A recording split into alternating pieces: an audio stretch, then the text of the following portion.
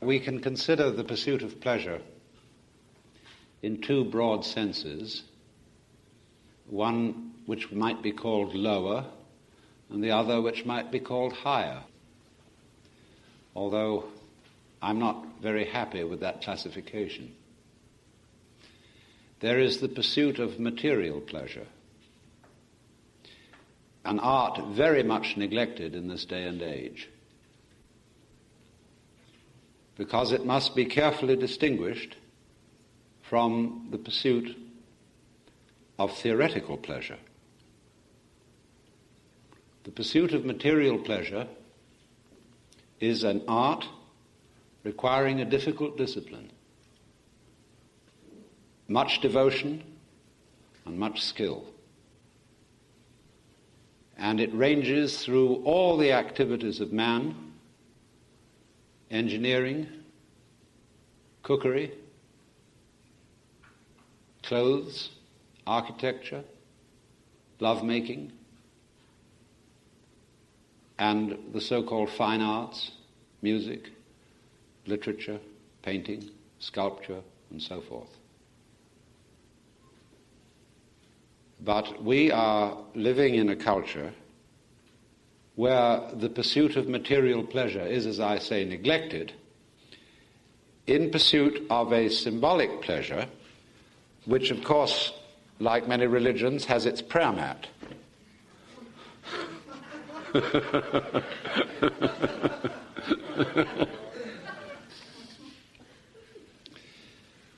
Because a monetary unit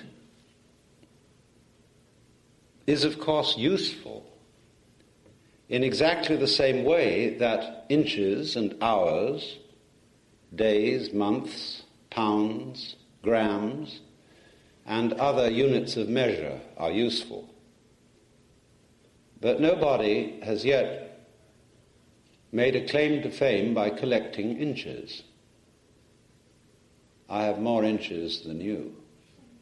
Because it is not a matter of social agreement that the possession of inches represents the possession of wealth. It is a matter of social agreement, and this is the only validity for money having any value whatsoever, is that everybody agrees that the chips are worth so much.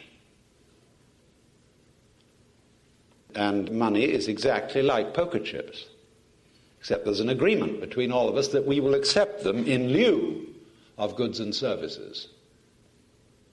But goods and services constitute real wealth. And we are living in a society where we eat the menu instead of the dinner, because we are more interested in accumulating the tokens of wealth than wealth. And this flows over from symbols such as money itself into many other dimensions of life, because we tend on the whole to confuse symbol with reality. The idea that this world that we see with our five senses is a material world is merely an idea. Materialism as a philosophy of nature, dialectical materialism, naturalistic materialism, is a point of view. It's a concept. It's very, very highly abstract notion. So equally is the notion that this world that we see with our five senses is basically mental or spiritual. That also is a concept. The actual world is neither spiritual nor material.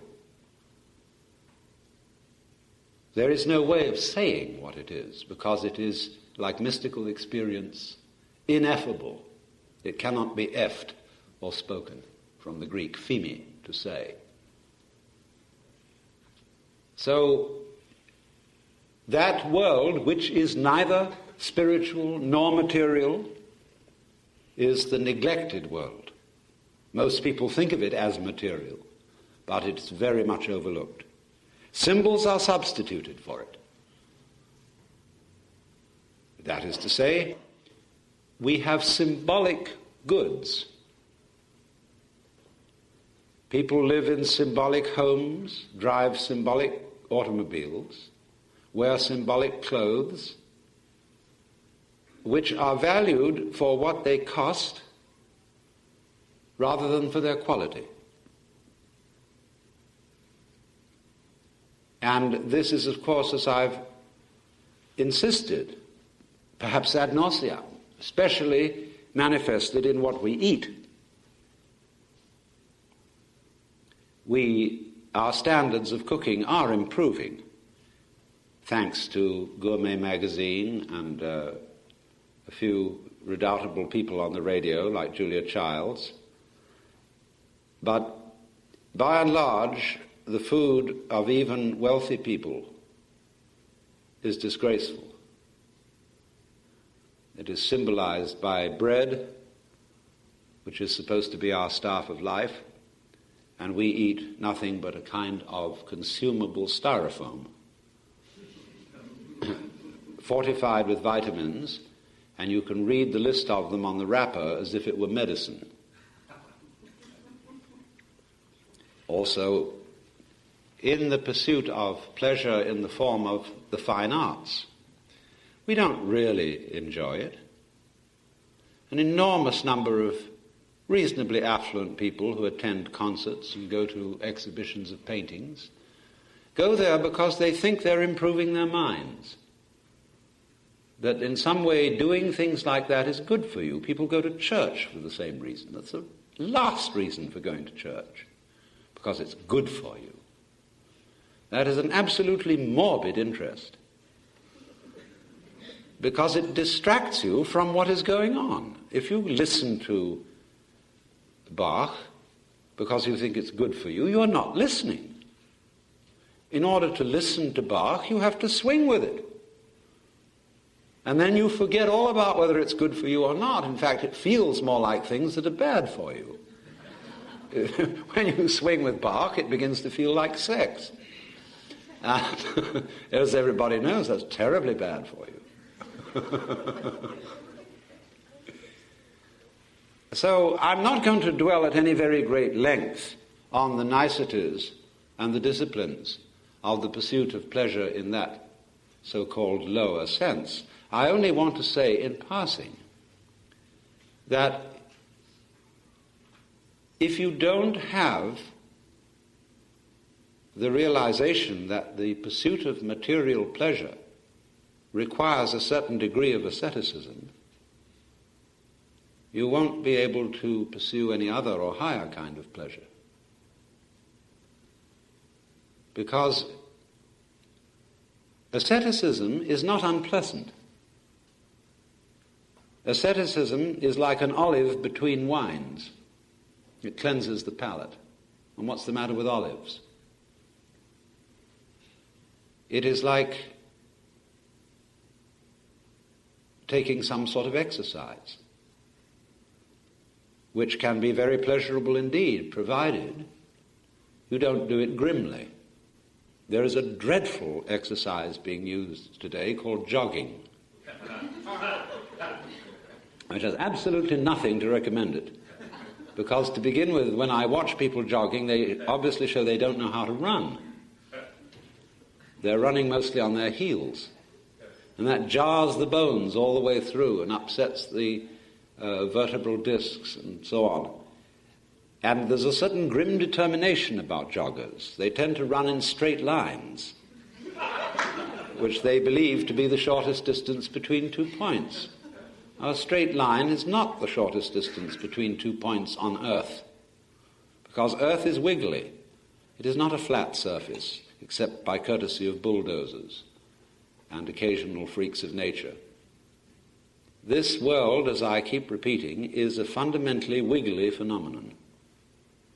But wherever human beings have been around, you will see they have a passion for Euclideanism.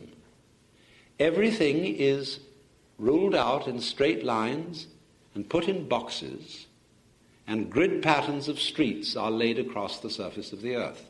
And that tells you human beings have been there. Why this passion for Euclidean order? Because Mr. Euclid had a very, very simple mind and tended to think in these rather uninteresting shapes instead of in curvaceous wiggles. Now, nobody would fall in love with a Euclidean woman. What we appreciate about women is their curvaceousness, their wiggliness.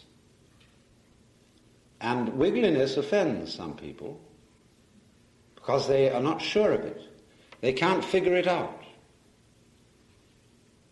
You never know quite what it's going to do next. That's why people often don't like snakes, because a snake is the great symbol of wiggly vitality, of undulation, of waves. And all this world is fundamentally a system of wave vibrations. And if you cannot wave with it, if you are rigid, you will always be resisting life. So wiggliness and going with wiggliness, in other words, do you swing, is fundamental to the pleasure of life. But you see, where we think that order and getting things in order is getting them squared away, we're always saying, let's get it squared away. Let's get it straight. And so there are certain kinds of people who are called straights and squares who do not swing.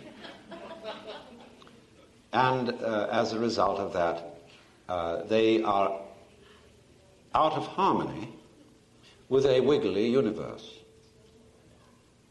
And their attitudes range from cookery at one end to religion at the other. Because a square religion is one that is too abstract, that resists the flow element of life. It wants a canal instead of a river. And it conceives heaven as a city rather than a rose garden. Paradise is a garden. And all the trouble began when people substituted the heavenly city for the paradise garden. When, in other words, popes began to be called urban and unbelievers were called pagan, because a paganus is a country dweller, a man of the wiggles, as distinct from a man of the streets. A liver under the sky instead of one who lives in a box. Because the box, you see, is the great symbol of classification. What box are you in? All words are labels on intellectual boxes. Is it animal? Is it vegetable? Is it mineral? 3 boxes. Is it solid or is it a gas? Is it Republican or is it Democrat? Is it capitalist or is it communist? Is it Christian or is it heathen? Is it male or is it female? All boxes.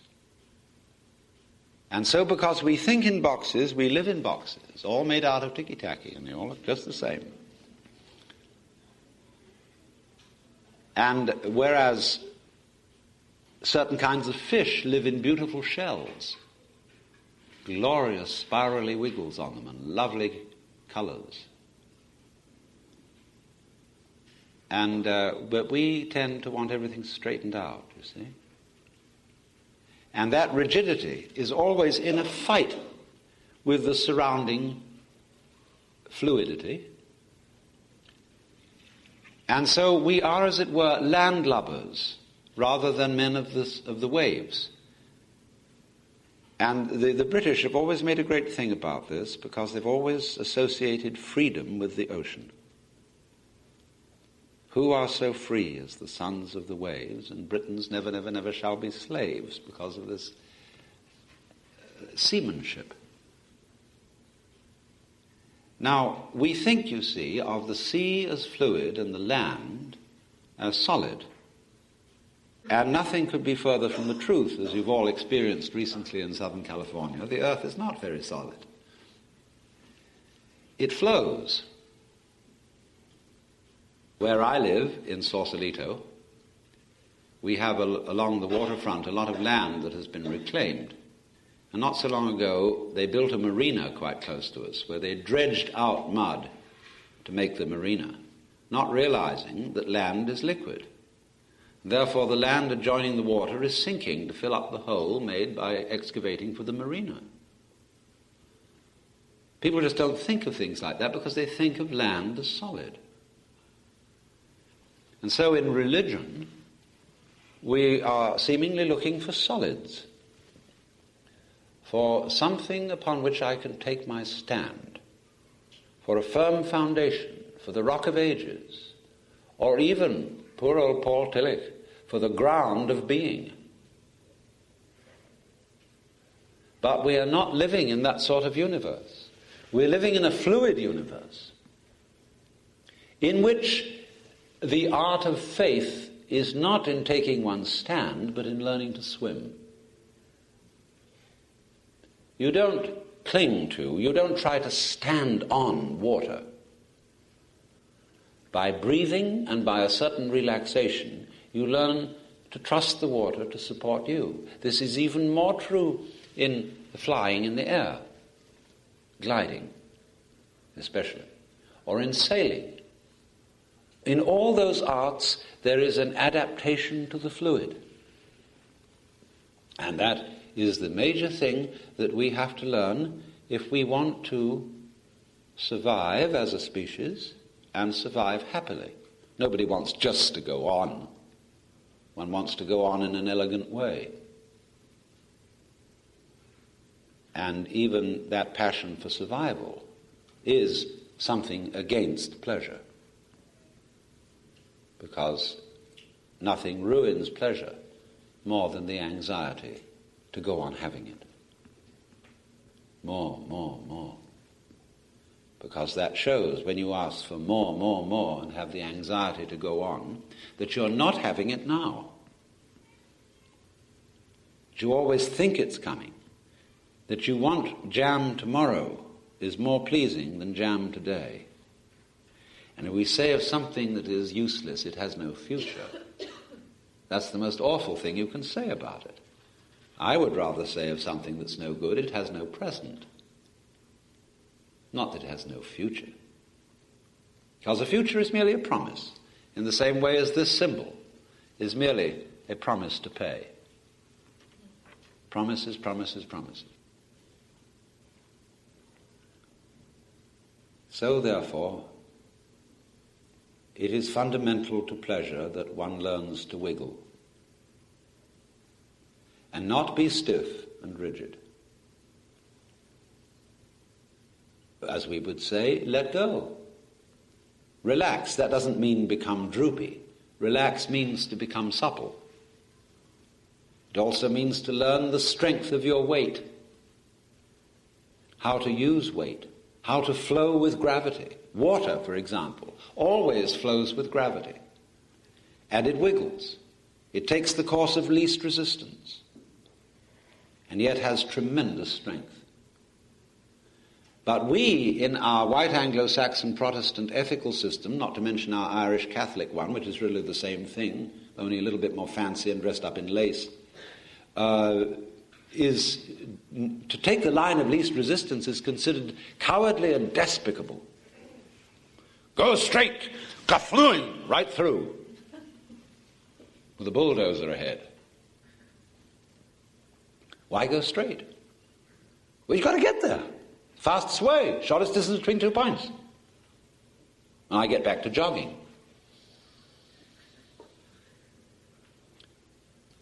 That is not the right way to run. The right way to run is to dance. To dance across the countryside. And anyone who dances across the countryside will outwit and outtime the jogger. I don't know if any of you witnessed the World Cup in soccer last year on television. It was won by the Brazilian team. And I have never seen such soccer. That's not the way they taught us to play it in school. As the sports writer in the London Times put it, they danced their way to victory.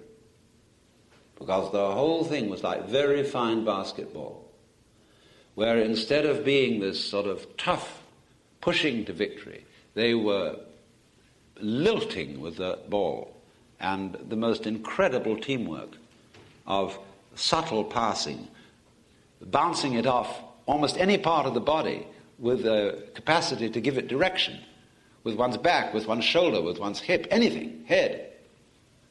It was a beautiful art and a magnificent spectacle. But you see, we are not taught to do things that way, because we are taught that life is serious and therefore must be done in an efficient way, but according to Euclidean ideas of efficiency. In ancient times, when people worked, they used to sing. Hardly anybody sings anymore, except at a performance of some kind or something like that.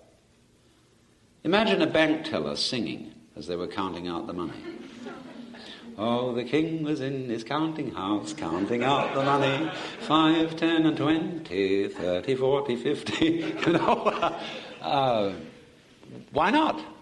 What would happen if you were confronted by a singing bank teller? You would complain to the management and say, this is money, it's very serious. You could sing about it, everything will go wrong. Can you imagine a stockbroker's working song? I have seen people. I once had my shoe shined in a New York subway. That was a most extraordinary performance.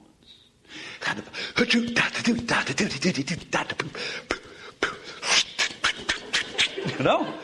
And he was swinging. And imagine, supposing you were a bus driver. You know, most people when they drive a bus and through city traffic, they are cursing and swearing and being angry and fighting the clock all the way through town. Well, it's a disaster. But imagine driving a bus with the idea that going from here to there, the point wasn't to get there, but the point was to go. And dancing that bus through the streets with a very, very skillfully accurate traffic dodging. And when you get to a stoplight and there's a jam, you play a little tune on the horn. Or you pass jokes to the cab driver near you. Or you play with the passengers. See, anything can be turned into juggling, into playing with balls. That's why we say, have a ball. So this bus driver is swinging through the streets. And he prides himself in the marvel of his terpsichorean art. But people don't do that. Because work is not supposed to be pleasant. Because you get paid for it. You're not supposed to get paid for enjoying yourself. See, that's what I do. But I think I'm smart.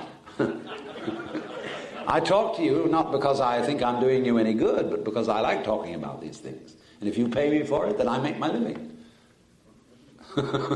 As simple as that. So I'm a sort of philosophical entertainer. But that's the point, that the transformation of work is swinging it. And the curse of work that came in the story of Genesis, you see, work became a curse because the tree of knowledge was the knowledge not of good and evil in the ordinary sense, but of the advantageous and the disadvantageous. The words in Hebrew refer to the art of metallurgy. That's where the trouble begins. When we use technology to get there fast, and the faster we get there, the less worth is the place of arrival. Because you've eliminated the distance between. And that's what makes the difference between here and there. The distance. If you take it away, then there is the same as here. So there was no point going there. There's no point going from here to Honolulu. None whatever. It's the same place, to all intents and purposes. Certainly no point in going from Los Angeles to Tokyo. Well, I mean, there are a few nice little bars in Tokyo where you can get sushi. But you can get them in Los Angeles now because Tokyo's come to Los Angeles. It's practically the same place. And both have the same smog. The police in Tokyo wear gas masks when they're directing traffic. Crazy. Is this wealth? To have a $150,000 house in Beverly Hills and live in poison gas? Crazy. That's wealth. So, work then being regarded as a method of getting there effectively. A lot of businessmen imagine that they are practical people. They say, I don't go in for philosophy and that kind of thing. I'm a practical man. I like to get things done. What? What is practical? Well, you made money, but that's not practical until you spend it, till you enjoy it. And it's very difficult to enjoy money. Money is a great responsibility. Besides, if you get lots of it, you're afraid somebody's going to take it away. It gives you the jitters. Lots of people think that if they had a little more money, their problems would be solved, and they get it. Then they worry about their health. There's always something to worry about if you're the worrying kind. Always. And it can get worse instead of getting better. By achieving all those things you think will stop you worrying.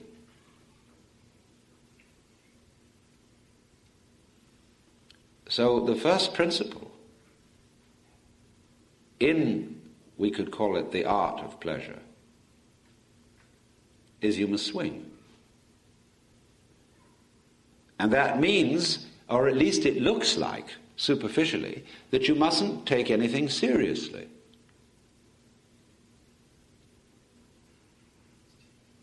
You must realize that life is a form of dancing. And dancing is, of course, not serious, and that's why it's prohibited by Baptists and gloomy people of that kind. They don't approve of dancing. Even in the Catholic Church, you don't normally see priests dancing. I mean, it's not because it's sexy. You can dance without partners of the opposite sex. You can dance by yourself. But it's considered undignified.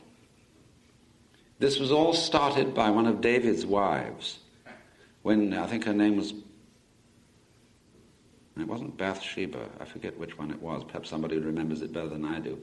Anyway, he danced before the Ark of the Covenant, and she reproved him for being undignified. Because he didn't sit stiff and rigid.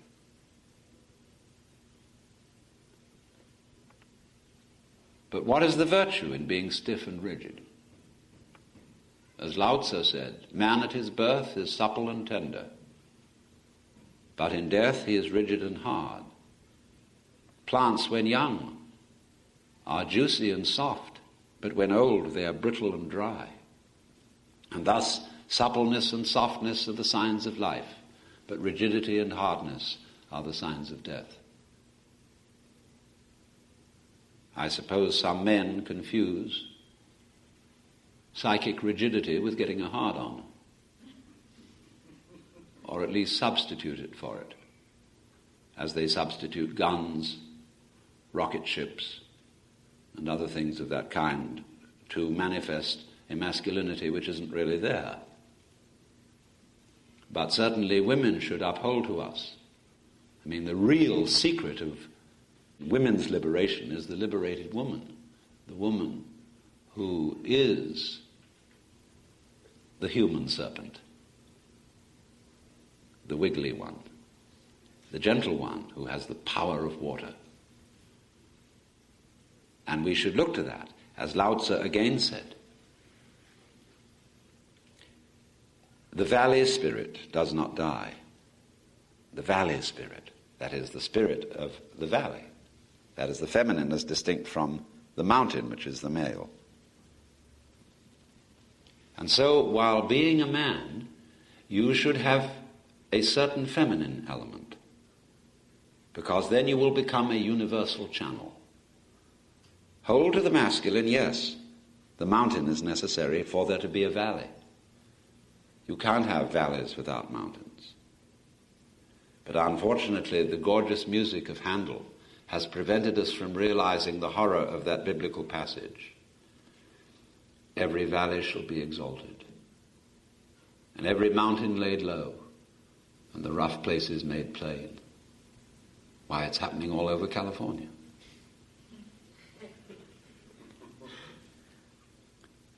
So,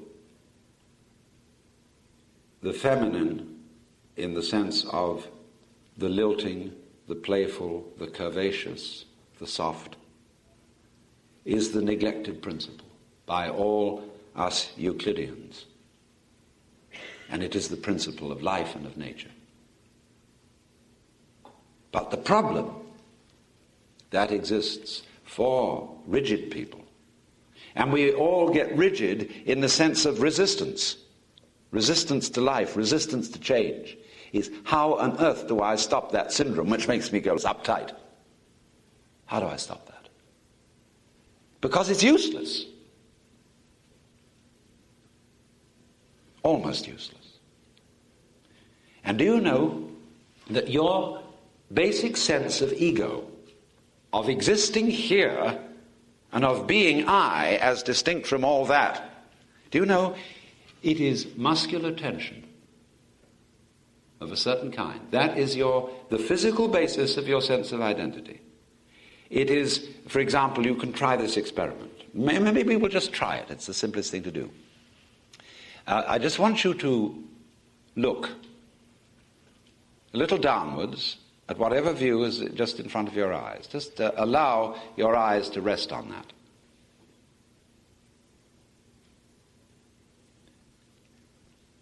Just let the light, the color, play with your eyes, see? Just rest it, easy. Now, supposing I said, now, I want you to look hard at it, pay attention, to be totally attentive and aware of what is in front of you. So look hard. Now do that. Do whatever you would do if somebody told you to look hard.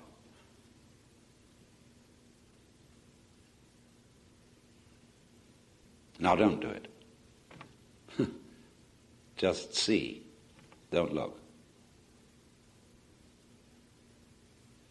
Now again, look hard.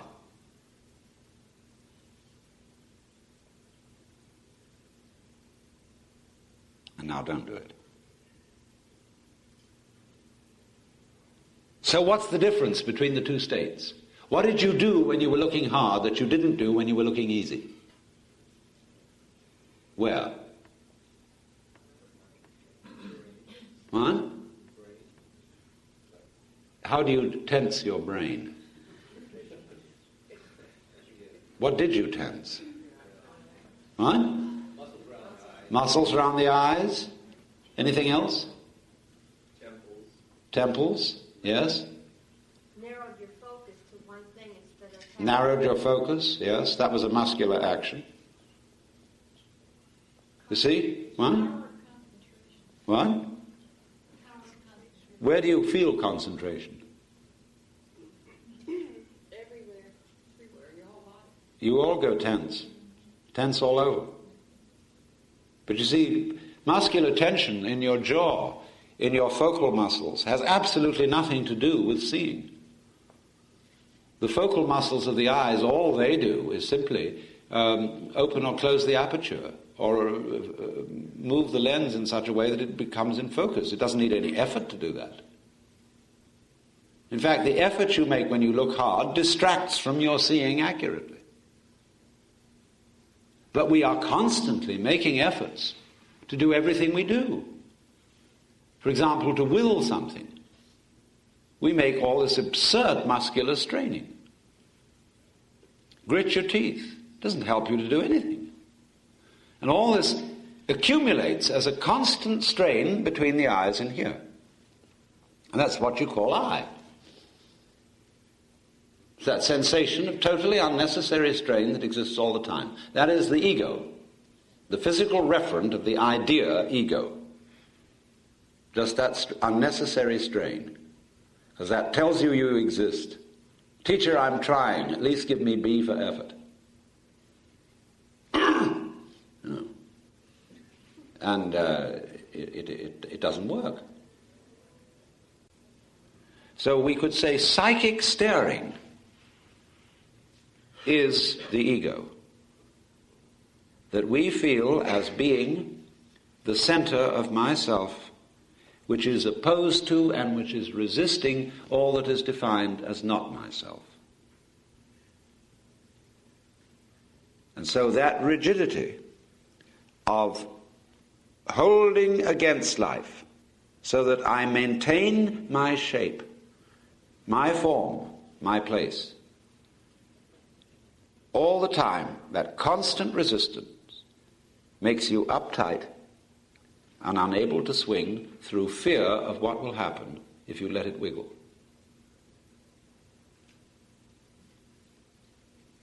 And so, therefore, a non-wiggly person is unadaptive in a wiggly world. And so you get these insectual, mechanical-like behavior patterns that have to go on regularly, always the same. Chug, chug, chug, chug, chug. And they're not adaptable. And it doesn't hold up as we watch, you see. It isn't holding up. The cracks are in the pavements. And, the grass comes through. We're squaring all the fish out of existence. Well, what will there be to eat? Somebody said we're going to be left with nothing but crows, crabgrass, and inedible fish.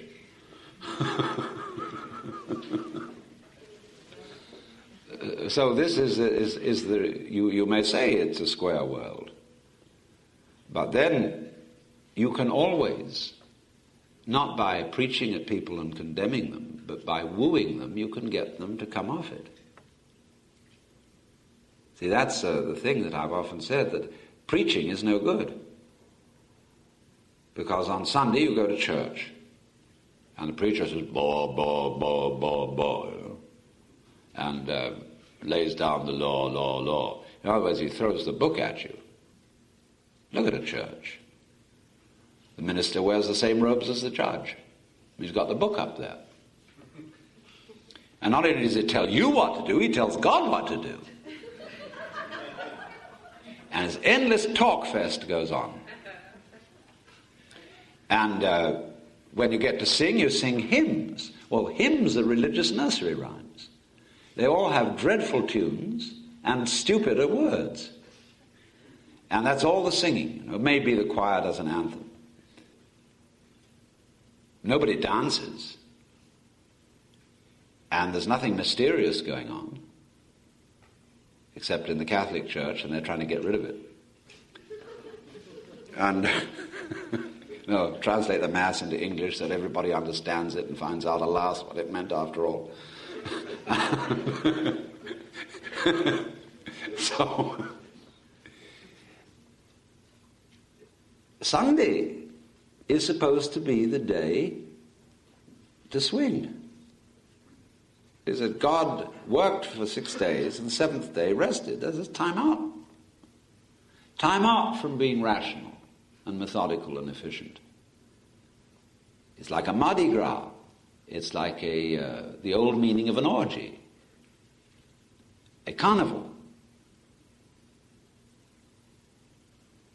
You've got to be crazy a little. Because if you're not crazy at regular intervals, you become insane. Because you're too rigid. You don't swing in the wind. And that's how you're going to collapse. But again, the problem remains. For the rigid person, and we all have a rigidity, how on earth do we release it? Because I notice that people who undertake programs of de-rigidifying themselves, it may be psychoanalysis, it may be therapy of some other kind, it may be exercises, it may be sensory awareness training, it may be encounter groups, it may be yoga, all sorts of de-rigidifying processes are done in such a grim mood. I know there's a book called You Must Relax.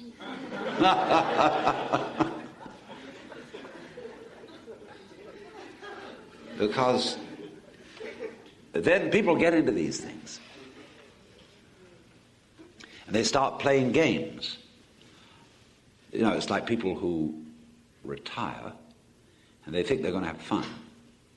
So they get on the golf course early in the morning. And instead of enjoying golf, which is entirely possible, they begin to think not in terms of athletics, but of mathletics. What is my score? See, they gamble on it. And that gives it the interest of the prayer mat, of the abstract aspect, you see. How much? What is my measure? Do I matter? That matter is the same as the word meter. See, measure. Do I matter? And so they get this religion of golf and are playing all sorts of social games tied in with it. See, it's very serious. Then when golf is over, they'll go to the bridge table. When they're completely worn out, they'll get vaguely drunk. And this grim pursuit of pleasure goes on. And the religious people do it too. They do their meditations 40 minutes before breakfast. No? Meditate. Then they've got stages they can get through in it. And they wonder whether so-and-so is doing yoga with Mrs. X, and so-and-so is doing it with Swami B.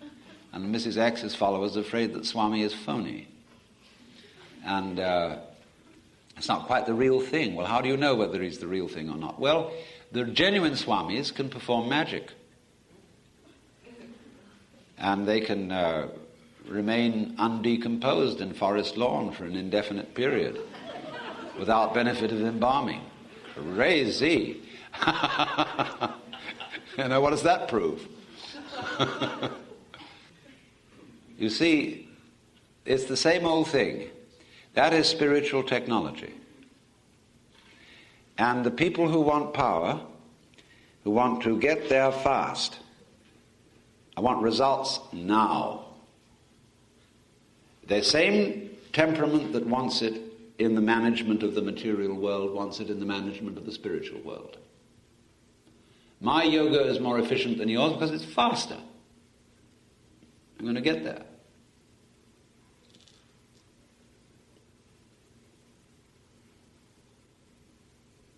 So we come to the great question. Where is there? You're going to get there. Where is it? What do you want? Where are you going? Very few people know. Some people have a precise, I would say disciplined, clear sense of what they want. And they get it. And then they stop. As G.K. Chesterton once wittily said, progress is looking for a place to stop. There are very few people like that. Most people, you see, when they think of pleasure, don't have any very definite idea. Or else they have a definite idea which isn't really what they wanted. And when they get it, they don't like it. So the saying, be careful of what you desire, you may get it. But fundamentally then, the question arises, where is there? Where's your rush? Where are you going? To what are you progressing? Stop, look, and listen. Because you may be there already, only that you don't notice it. From the point of view of a starving Indian in a Calcutta slum, we are all as lucky as Maharajas. Even the most penurious person in this room is by comparison a Maharaja. You're there. You've arrived. But you say, it can't last. Eventually, I'm going to turn into a corpse. That gives you the horrors. Or you're going to take a painful route to that end. It'll be a terminal case in a hospital on the end of a lot of tubes. You say, I don't want to disintegrate. So, how can I overcome that? So you turn to religion and say, well, that's physical demise is an unfortunate limitation of the body. So I'm going to identify myself with something beyond the body so that I can believe that that will go on and that will be the true vehicle of my personality. I shan't lose all that I've acquired carrying around with me, my bag of rubbish. I managed to smuggle it across the border. They say you can't take it with you, but you can if the guards can't notice it, because the baggage is spiritual. Hey, do you know what the gate of heaven is? Hear about the pearly gates? People think it's gates decorated with pearls. It isn't. The gate of heaven, it says in the book of Revelation, is one pearl. Of course, it's got a hole through for the string. You've got to get through there. And you can't get through if you've got a lot of baggage. So you've got to leave your past behind to get through. Now, what happens to you when you get rid of your past? Forget it all. Forget who you are. The future, of course, is the past reflected in your rear vision mirror. And as McLuhan says, he borrowed the metaphor from me, as a matter of fact, we're like people driving looking at their rear vision mirror. So you've got to let go of all that past in order to get in through the pearly gate.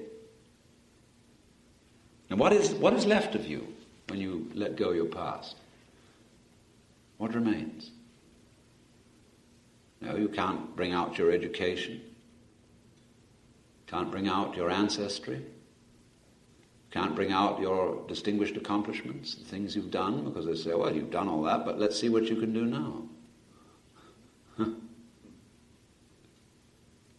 Where are you? Who are you when you have no past? After all, there isn't any past. Where is it? Twist your common sense around and see that you're not being shoved by the past, you're just leaving it behind like tracks. It's not pushing you unless you insist on it. You can always pass the buck. Everybody does that. They say, oh, I'm a neurotic mess because my mother was a neurotic mess. I never had a fair chance in life. And somebody says to your mother, well, you shouldn't have brought up a child like that. Well, she says, it's too bad, I know, but I couldn't help it. I was a neurotic mess, and my father was just appalling, and my mother was dreadful. And they looked back over their shoulder and said, well, it was our parents. Everybody passes the buck to the past, till it gets back to Adam and Eve.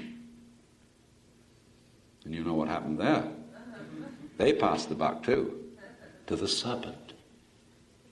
When God looked at the serpent, he didn't ask, hast thou eaten the fruit of the tree whereof I told thee thou shouldst not eat? He just looked at the serpent. The serpent didn't say anything.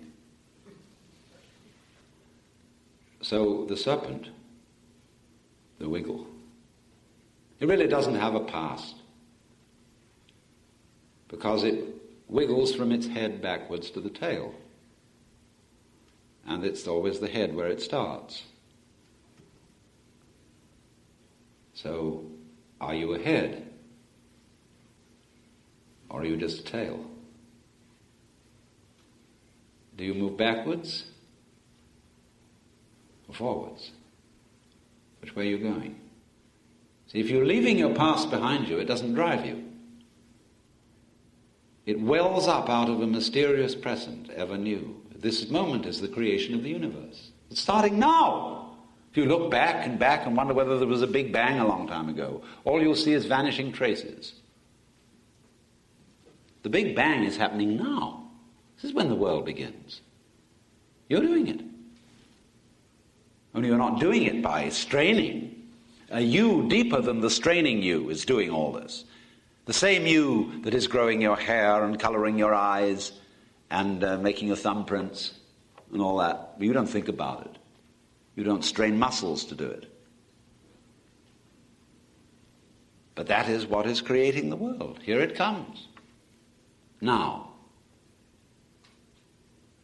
So instead of thinking that the past is the reality which explains everything that happens now, let's look at now and see it happening. Where does it happen from? That's a question asked only by people who think that the past causes the present. They always want to know where it comes from. Who started it? What makes it happen? Supposing nothing makes it happen. Supposing it happens. Well, what is it that happens? Again, we get to this basic question. What is it that you want? Where is it? What you're looking for? It's the same question as what is reality? What is now? What is life? You won't get at it by analysis of all sorts of things into their components. You won't get it by labeling it in various ways and calling it names. You can only find out what it is by looking at it, by feeling it directly. And all kinds of classification where we say, well, it's animal, vegetable, mineral, it's this, that, and the other thing, is putting it in boxes and tidying it up. That's how you tidy up. You put everything away in a box. And then you've got boxes inside boxes and all that sort of thing. That's tidied up. But when it's all put away in boxes, you can't see it. Now, instead of putting everything in boxes, let's just look at it the way it comes.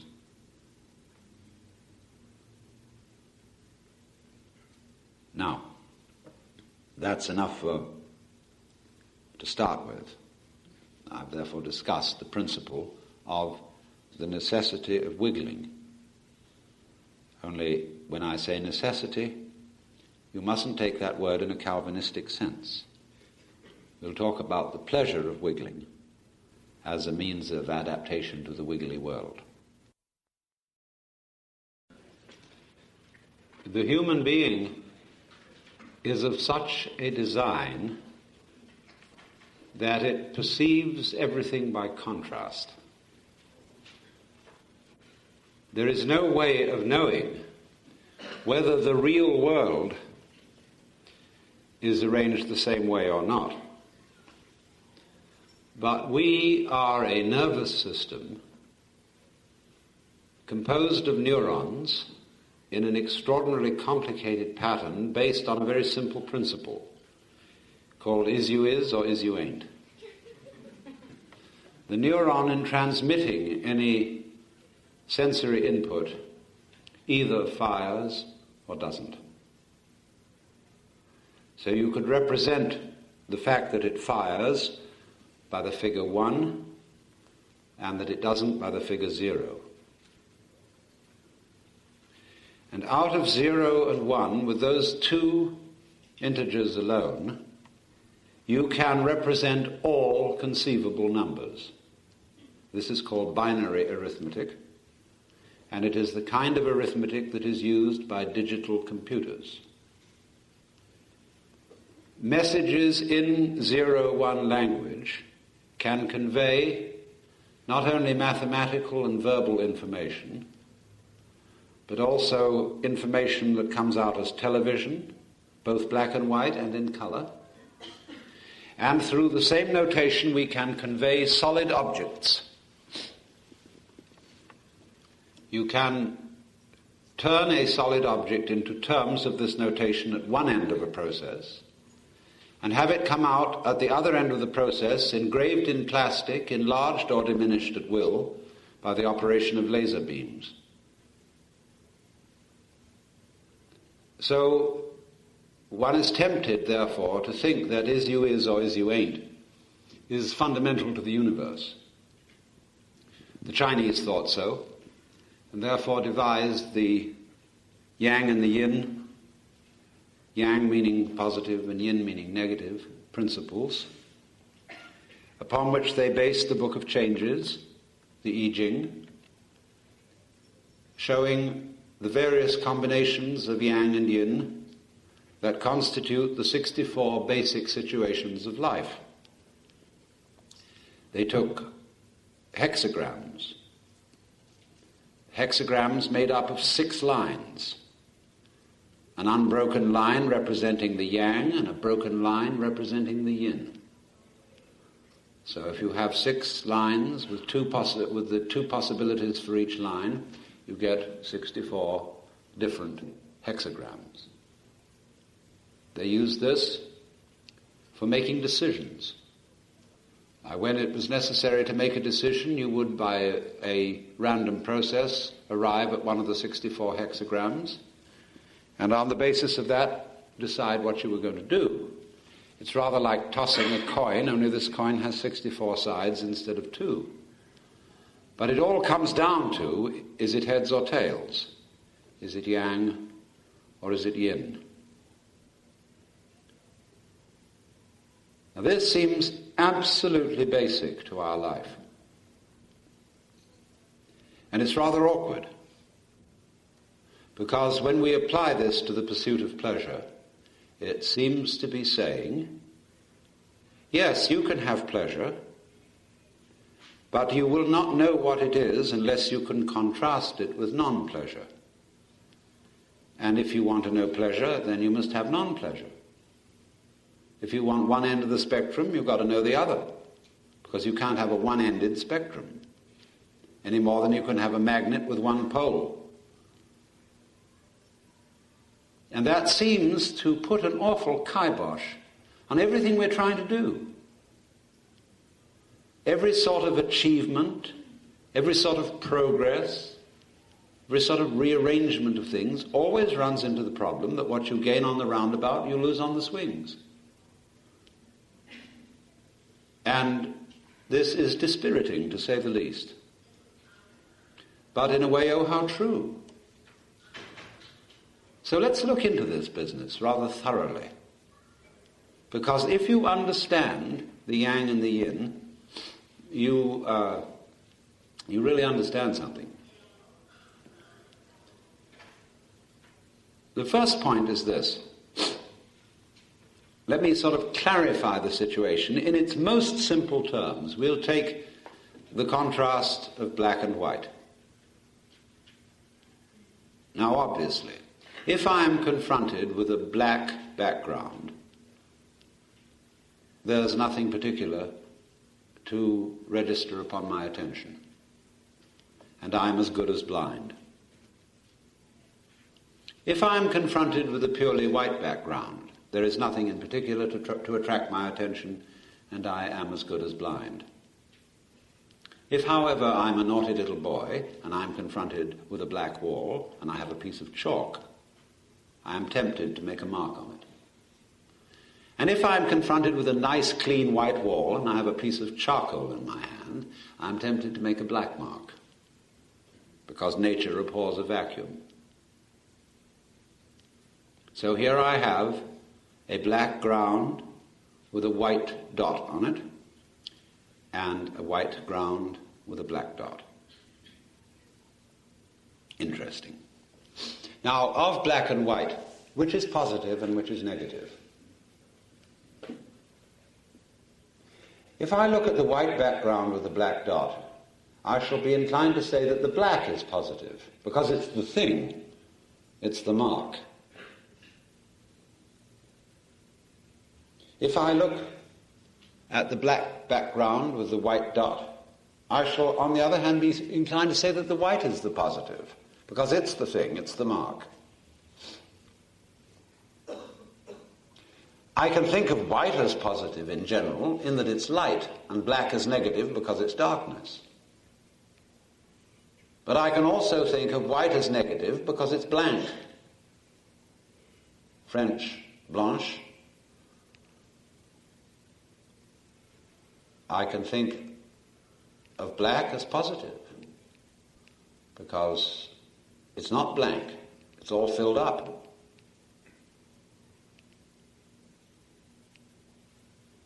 Then again, I can think of the dot as being the negation in both cases. because my black background with a white dot is a picture of a wall with a hole in it. And my white background with a black dot is a picture of a box with a hole in it. But I can choose it either way I like, call white negative and black positive, or vice versa. But it's difficult to do both at the same time.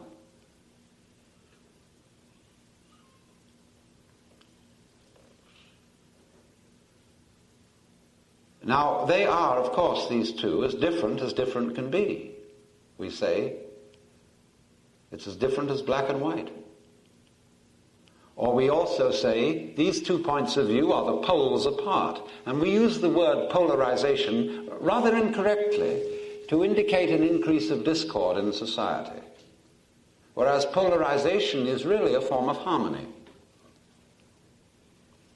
The 2 poles of the earth are the harmony of the earth. The 2 poles of the magnet are the harmony of the magnet. Because they're like male and female. A man and a woman are not the poles apart in the sense that they have no common ground.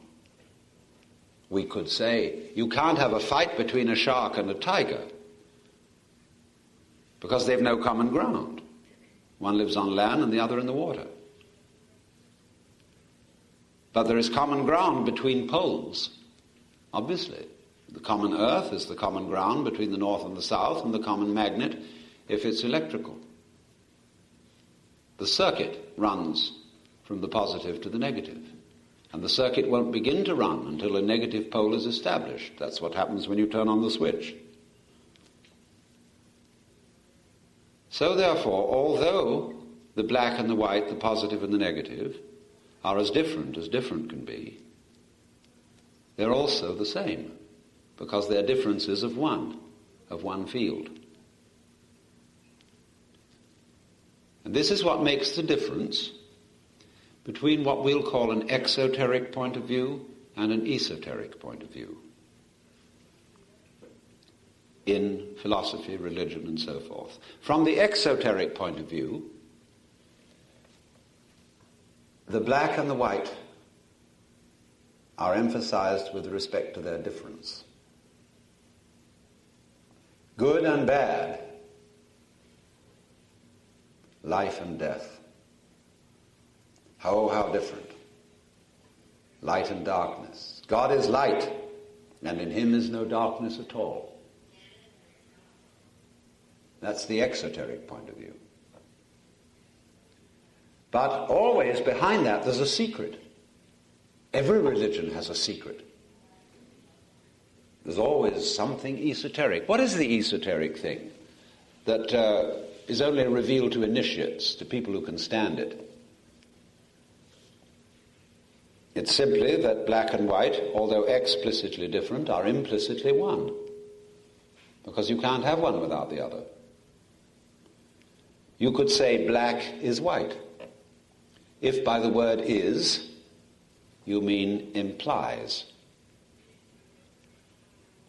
The Buddhists say emptiness is form, and form is emptiness. The Chinese way of saying it is not quite the English way. It isn't equals. It rather means, Chinese is saying, void that form. Form that void. In other words, it implies. It goes with, if I may invent a word. So we say that is esoteric. You mustn't let it out in church that God has a dark side as well as a light side. But it says so. Isaiah 45:7. I am the Lord, and there is none else. I form the light and create the darkness. I make peace and create evil. I, the Lord, do all these things. Well, there's your answer to the problem of evil. So, but that, you see, we don't let out, because someone who wants to commit a murder. They say there's no reason I shouldn't commit a murder, because if somebody didn't commit murders, you wouldn't know what nice people were. If somebody didn't steal or cheat, you wouldn't recognize honest men. Like if it wasn't a wet day occasionally, you wouldn't enjoy the sunshine. There's no getting around it that that's true. St. Paul wrestled with this problem when he saw that the law of Moses made people conscious of right and wrong. I had not known that there was lust except the law had said, thou shalt not covet. So therefore, he said, asking rhetorically, shall we sin that grace may abound? Oh, mitiginito, heaven forbid. So you have to be careful that you don't let this get into the hands of children.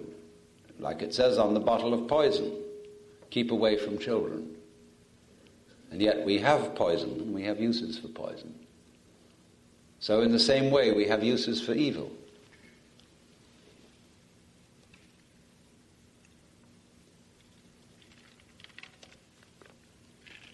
In the ordinary way, we do a balancing act between them. And what we do is this. We establish an in-group and say, this in-group, which is us, has a collective ego. And it is wrong to do anything evil to any member of this group. But it's all right to do it to somebody who's not in the group. Therefore, when we are going to be very evil to someone, we have to define that person as outside the group. And so we, like when Hitler was going to persecute the Jews, they were defined as not really human. And likewise, if we're going to persecute the Negroes, we define them as not really human.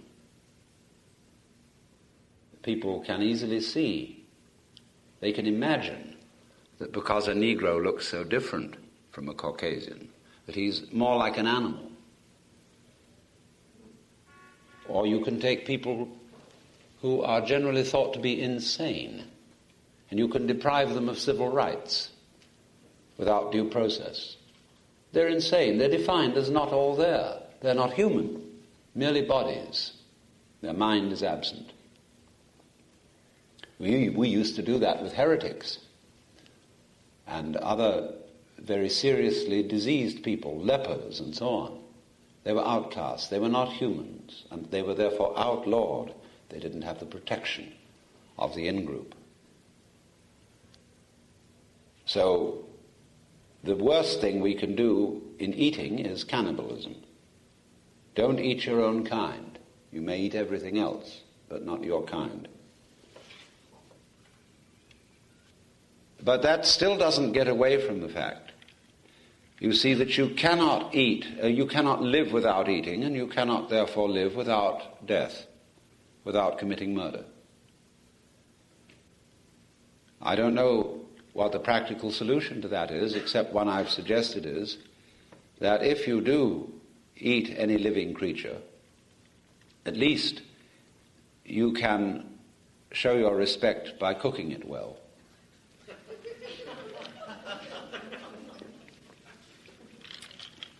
As Lin Yu Tang said, a fish that is died for you and has not been well cooked is died in vain.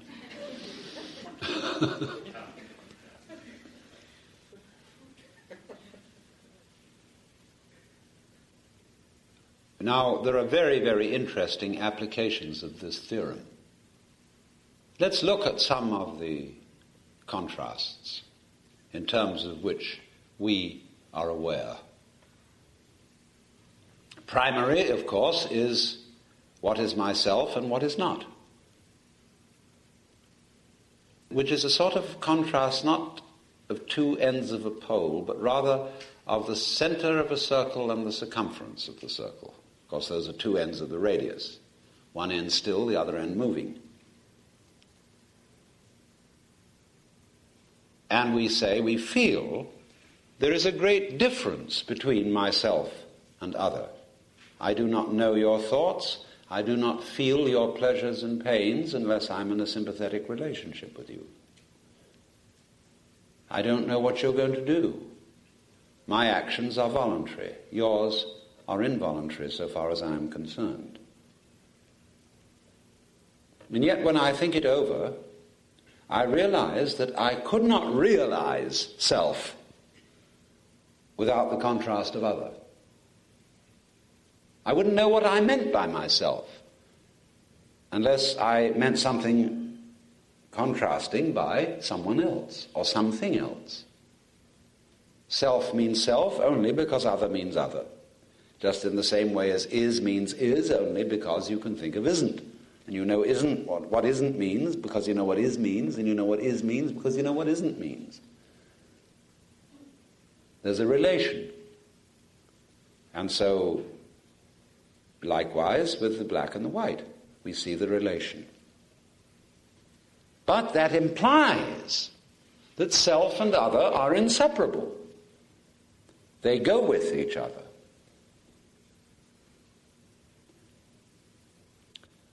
Characteristic of the difference between self and other is voluntary behavior and involuntary behavior. What you do on the one hand and what happens to you on the other. This is not always quite coterminous with the difference between self and other, because when you have hiccups, you feel that it happened to you, but it was your hiccups.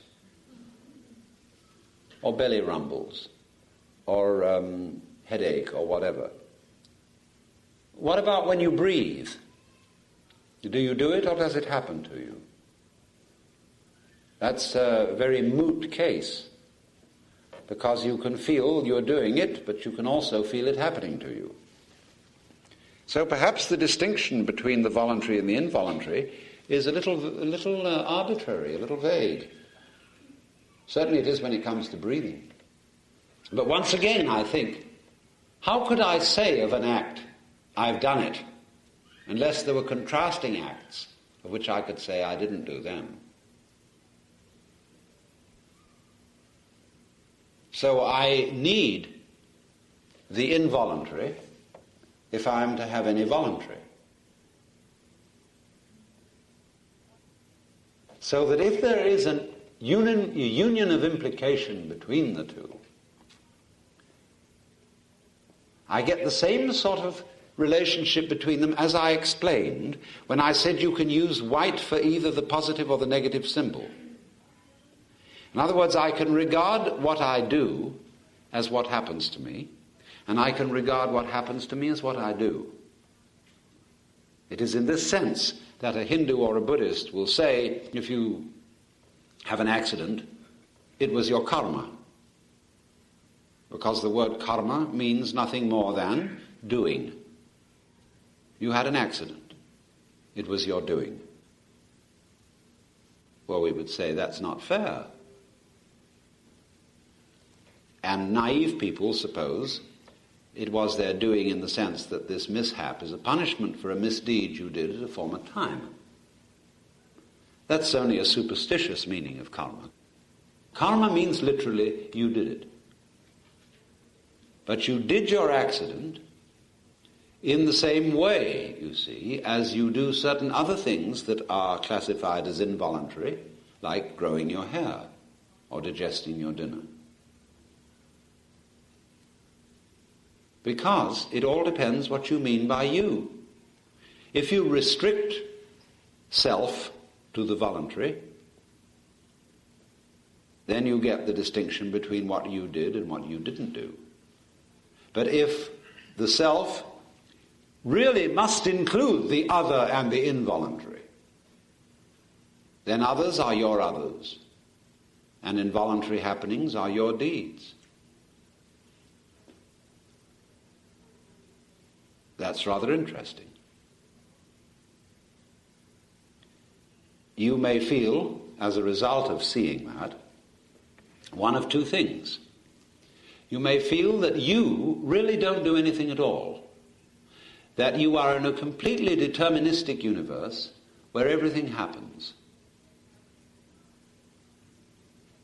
that your own voluntary decisions and deeds spring out of unconscious mental mechanisms which determine them completely, so that you are at best only a witness of what happens. Or you can feel the opposite of that. You can feel that you are God, and that you're doing everything.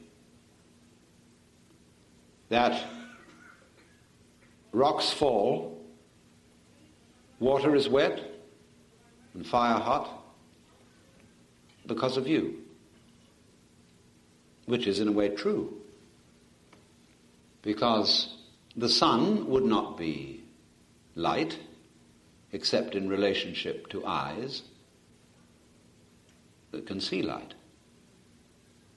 Nor would rocks be hard except in relation to relatively soft skin. Nor would they be heavy except in relation to a certain musculature. So by the way you are, you evoke the way the world is. We might say there are some vibrations out there that are really out there. But these vibrations are not colored, or soft or hard, or light or dark, or light or heavy, until in relation to some sensitive system. But then again, the sensitive nervous system is part of the external world. And the external world is an event in the nervous system. The inside of the box is outside the box, and the inside and the outside is inside. I mean, it seems to flip-flop perpetually. Take again another contrast. The solid and the space. Most of us think that reality is solid rather than space. We talk about hard facts.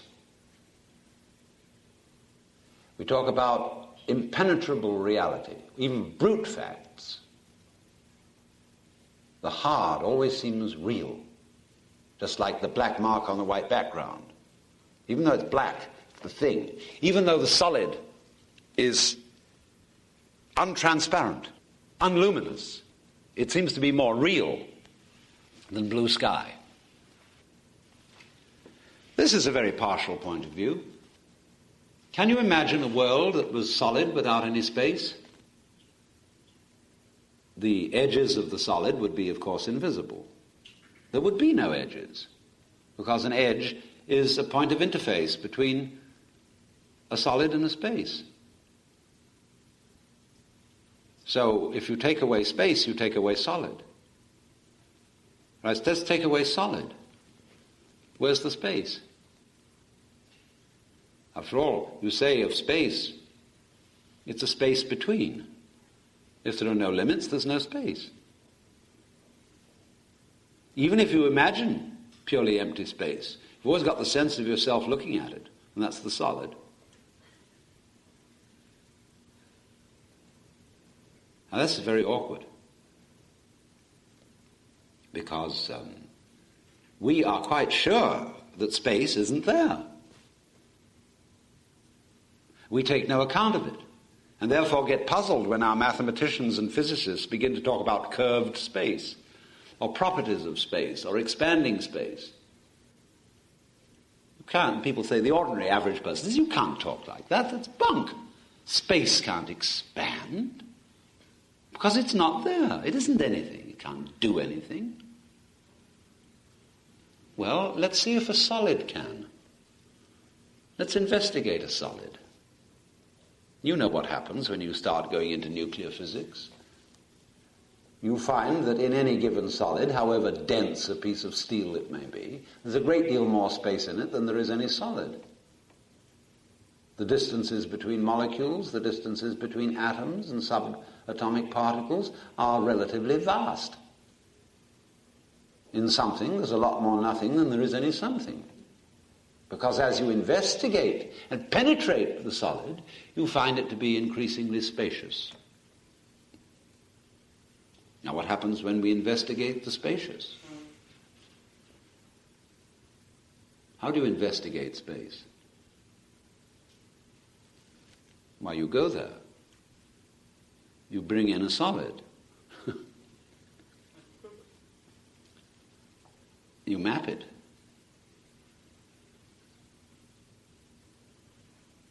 So space and solid are really like poles, they're limits. And it's same with yourself and the other, the organism and the environment, the individual and the world. Go thoroughly into any one and you get the other. Ask, for example, the question, what do you mean when you love yourself? Love yourself thoroughly. I want you to be as completely selfish as possible. Tell me, what do you love? Wowee. See, well, I like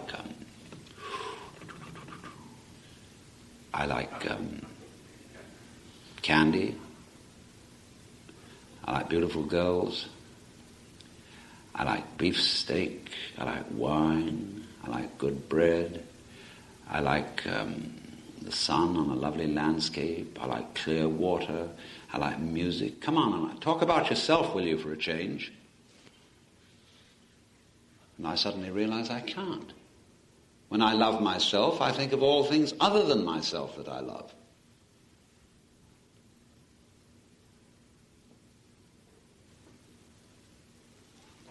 It's very queer. But that's what's called the basic flip-flopability between the pairs of opposites. That's why the Chinese represent them with these two interlocked commas that suggest a kind of blip, blip, blip, blip rhythm. So that when you get the full development of yang, you get the beginning of yin. And when you get the full development of yin, you get the beginning of yang. That is, the one implies the other. So they're always flipping, doing a flip. And doing a flip is the love that makes the world go round. You've got a double helix. So, the male and the female. That's the love position. The double helix. Spiral nebulae do this. So do creatures in sexual intercourse. The double helix. I'm chasing you, you're chasing me. I love you so much I could eat you. I realize myself, you see, only through other. So, in this way, then, we get another marvelous instance of the pairs of opposites. We've got the differences, and we see a unity between them. Then let's contrast the principle of difference with the principle of unity. Here we are again. We know what we mean by different, because we know what we mean by one. So difference implies unity, and unity implies difference. Now, what is it that lies beyond difference and unity? See, we found unity lying beyond differences, north and south. The difference is united in their poles of one. All right? Now let's take difference and unity. What lies between them? You could say your mind. As in the magnetic tape. What lies between the on signals, the one signals, and the zero signals? Well, of course, the tape. They're both on the tape. Only the tape, as such, doesn't register. It registers only in terms of yes or no. But you don't get a signal tape with yes, no tape, because it's irrelevant. Makes no difference. And yet if there weren't the tape there, you wouldn't get any signals at all. So is there something underlying yes and no, life and death, light and darkness? Well, that's what we call God. Only we can't say anything about it, because everything we say is a statement, and that implies an opposite. But as I pointed out in the beginning, this is so frustrating, because we want to play a game with these opposites, you see. It's like we have opposites in chess, the black side and the white side. But we want to win. And we want to win, but then when we think of the other fellow, we realize that if I'm going to win, you're going to lose. I think it's rather hard, isn't it? Couldn't we arrange for a game in which everybody wins? But then nobody wins. Nothing happened. There was no game.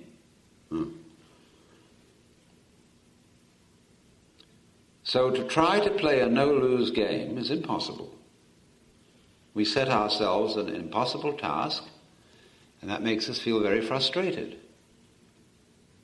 We're always frustrated because we're trying to do what can't be done. You want it good all the time. You want sunshine every day. Okay, a desert for you. Now, that's not what you wanted, was it? Do you really want a world in which is all positive? No, nobody really does. Only we think we do, and we think we ought to. But it still bothers us. Because after all, if I come to the conclusion that it doesn't make any difference, it's going to be black and white, life and death, good and evil, alternately, forever and ever and ever, I can't improve this world, I feel sort of sad, and I'm just going to sit around and vegetate. All the guts have gone out of me.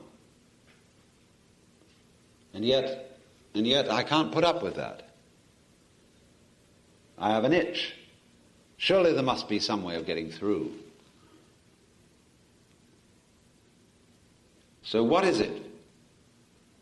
Is there a great pleasure which lies beyond the ordinary contrast of pleasure and pain?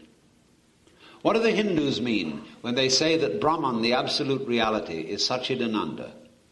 Sat, reality, Chit, consciousness, Ananda, bliss. What is Ananda? What is metaphysical bliss? Joy beyond pleasure, pain, good, evil. Has such a conception even any meaning? Well, in all the various accounts that are given to us of the mystical experience, they have an intense joyousness. The sudden realization that the dark and the light constitute a harmony. They are not discordant. That, as somebody once put it to me, this was a lady of 60 or so who was in an accident with an elevator, and she had her leg crushed, and they couldn't get a rescue crew to her for half an hour. But she said, during that time I had the most extraordinary experience. I realized there wasn't one grain of dust in this whole universe that is out of place. And pretty weird. But from a strictly philosophical and logical point of view, it doesn't mean anything. If I say everything is good, sort of a Christian Science attitude, it doesn't mean anything. It's no more, from a logical point of view, than saying everything is everything. That doesn't tell me anything. It's all good, it's all happy, it's all harmonious. And yet, if any one of you ever had an experience of cosmic consciousness, you know jolly well that those are no idle words.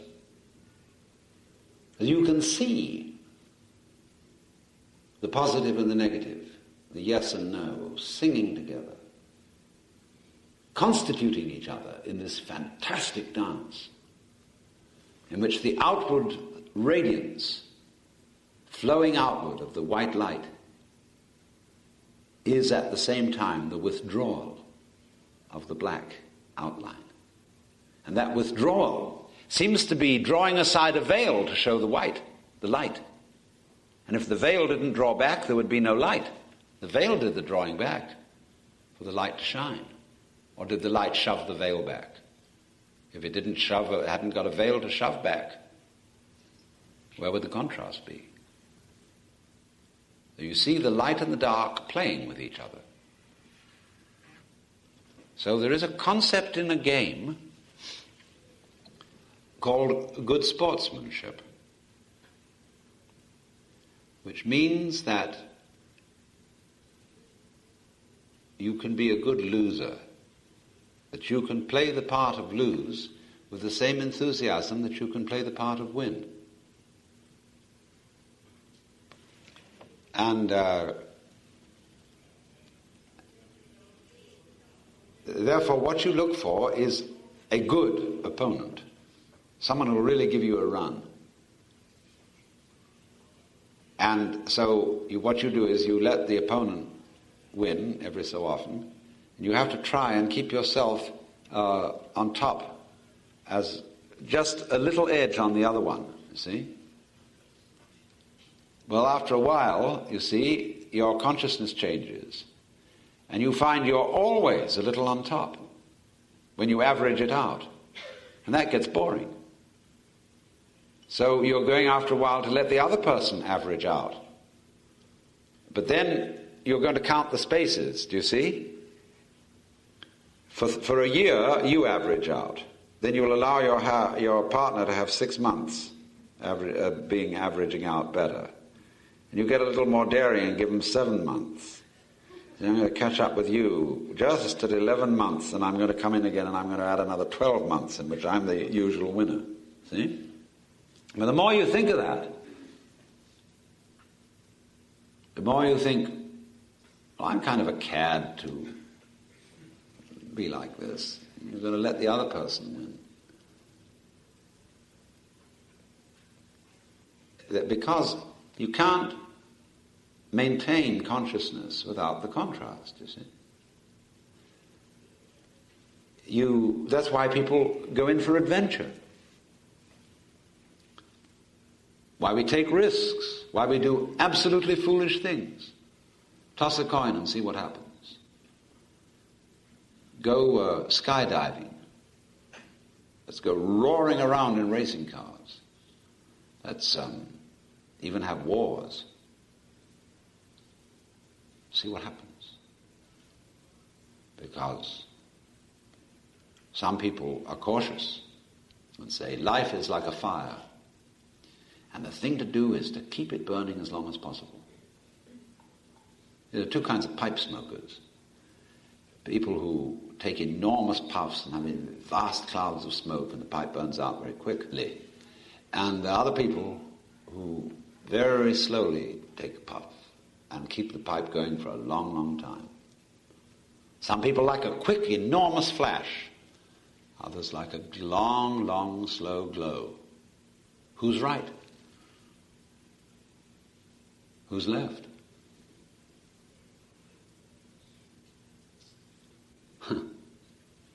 You can take it either way. You may go off with a whimper, but we will go off with a bang. The morning glory blooms for an hour, and yet it differs not at heart from the giant pine that lives for 1,000 years. Fruit fly at the one end. Bzit lives a few hours. Tortoise at the other. Slow, solemn tortoise who lives for 500 years, but slowly. Maybe they both, from their own point of view, live the same time. Maybe the fruit fly thinks a few hours are very long, and the tortoise thinks 500 years are but 70, and all flesh is grass. From your own point of view, it's always the same, because it's your point of view. If you are a person born to riches, you will feel it's terrible to go down to poverty. But if you're born to poverty, that will be the usual state of affairs. You will think it's extremely lucky if you rise to riches.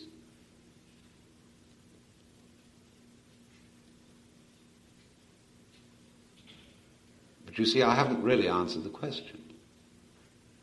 Is there any way around this? Yeah, we can be a good sport. But it all comes out the same thing in the end. I mean, it balances out, and so what? What do you mean, so what? What's wrong with it doing that? Would you rather it was different? And if you really go into your thinking, you find you can't rather that it was different. When you see that you cannot have the positive without the negative, and if you want the positive, you'll have to take the negative. You say, well, it's making the best of it, as if to say, well, the thing's kind of a lousy deal, but I'll take it. But I would ask you, what else would you have? Suggest me a better arrangement.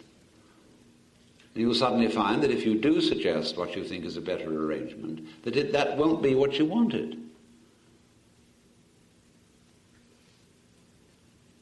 And you finally have to admit that you want it the way it is. Because the whole nature of wanting involves contrast. You want the good to be good, don't you? You want it to be real yummy. Okay. All right, so I'll give you nothing but chocolate eclairs with honey and a glass of champagne for breakfast every day, and for lunch and for dinner. Whew. You'll soon get sick of that. Or I'll give you a harem. You just keep it up day and night. And pretty soon you'll say, will someone take me to a bar?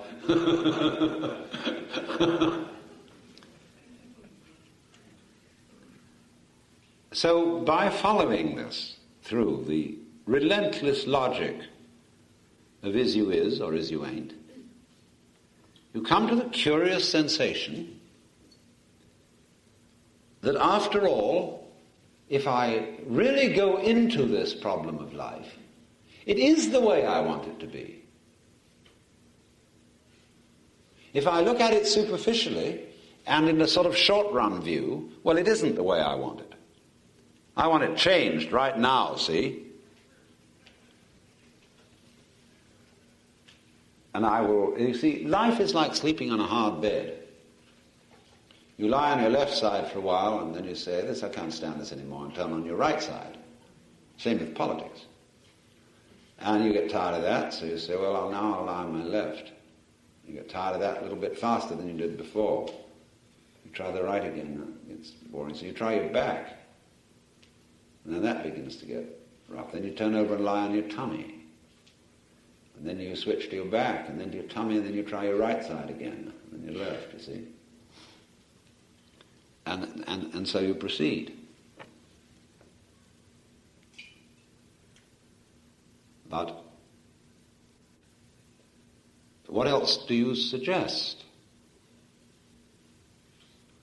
I would like it to be so that I was always comfortable. But you can see that if you were, you wouldn't know what comfortable is. So here's this puzzle.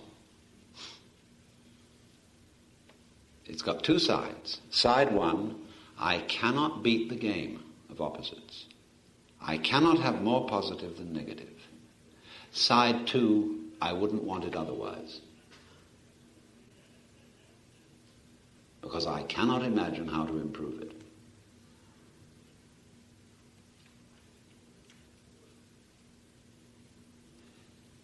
So involved in this is a sudden and curious initial deflation.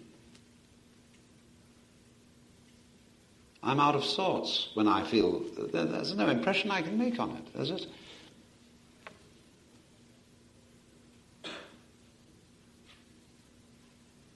And yet I find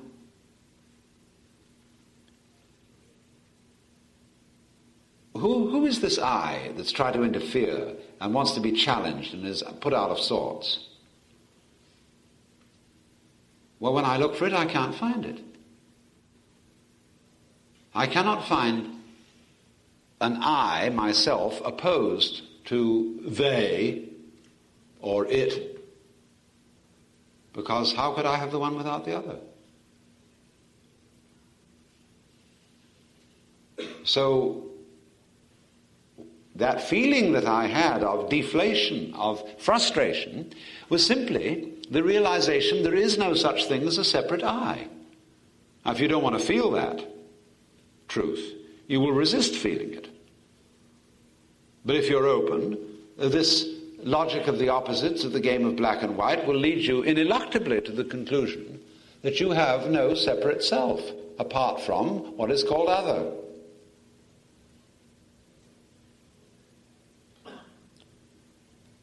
So there you are. You find that you are the vibration system, which is what's going on. You are the undulation, the pulsation called existence. That's you.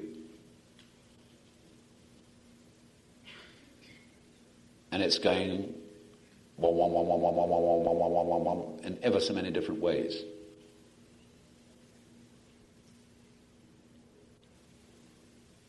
Well, you say, is that all? What more did you expect? Well, I don't know, but I wanted just a little something more. You mean you want a surprise? I think we're back where we were a little while ago. But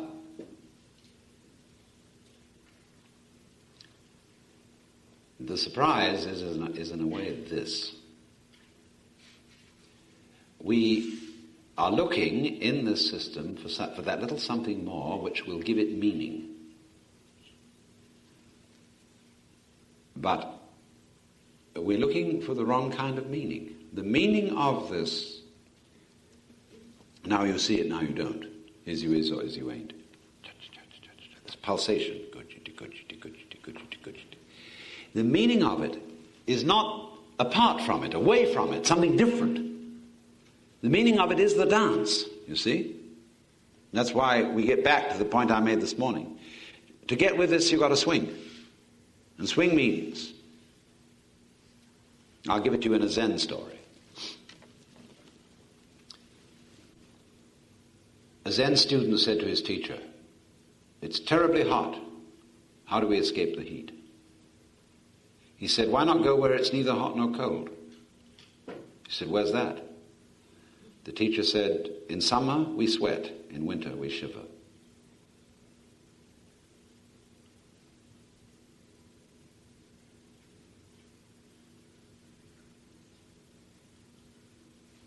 So, it's the different from in Shakespeare's Richard II, where Bolingbroke is about to be banished. And John of Gaunt, I think it is, says to him, "To all places under the eye of heaven are to a wise man ports and happy havens." In other words, don't think the king has banished you. Think that you have banished the king. You weren't fired, you quit. And Bolingbroke replies, "Oh, who can hold a fire in his hand by thinking on the frosty Caucasus, or wallow naked in December's snow by thinking on fantastic summer's heat? Fell sorrow's tooth doth never rankle more than when it bites and lanceth not the sore." In other words, if during the winter I think of the summer, it's colder. And if during the summer I think of the winter or ice cream, it's hotter. So that's why the Zen master replies, "In summer we sweat, in winter we shiver. When it's hot, eat curry. When it's cold, try ice water." Oh, swing with it. Roll with the punch. This is judo. Because the colder you make it, the hotter it'll get. Now we'll have an intermission. Now you must understand that yesterday I was doing a demolition job. The negative aspect of what we're talking about, the pursuit of pleasure. And by approaching it from two different points of view, I was explaining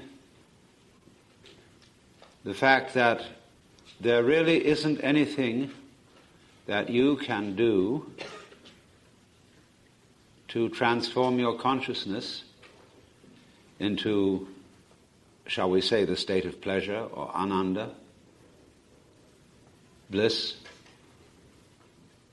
ecstasy, especially the very high ecstasy of everyday consciousness. There's nothing. And I worked on this especially through an analysis of the nature of the opposites of perception by contrast. And so that leaves you flat. And so from that place where we can apply the Turkish proverb, "He who sleeps on the ground will not fall out of bed,"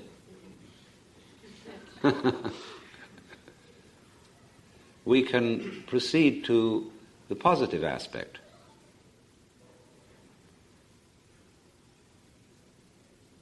Now, what happens when we are at the end of the negative aspect? When we come to the depth of the yin motion, which is the seed point of yang. What happens when you are really convinced that, first of all, there is nowhere to be but now, impossible to be anywhere else, to be conscious of anything else except what is present, and that there is no trickery which you can play on your mind, whether it be by an iron forced discipline, or by self-hypnosis, or by any kind of hocus pocus, to bring about a satori, a state of illumination, of cosmic consciousness, or whatever you want to call it. Because this will always be a case of a vicious circle in which the person who needs to be transformed is attempting to do the transforming. In other words, it's the old story of trying to lift yourself up by your own bootstraps, trying to bite your own teeth, look into your own eyes without a mirror, gild the lily, put legs on a snake, beard on a eunuch, and so on.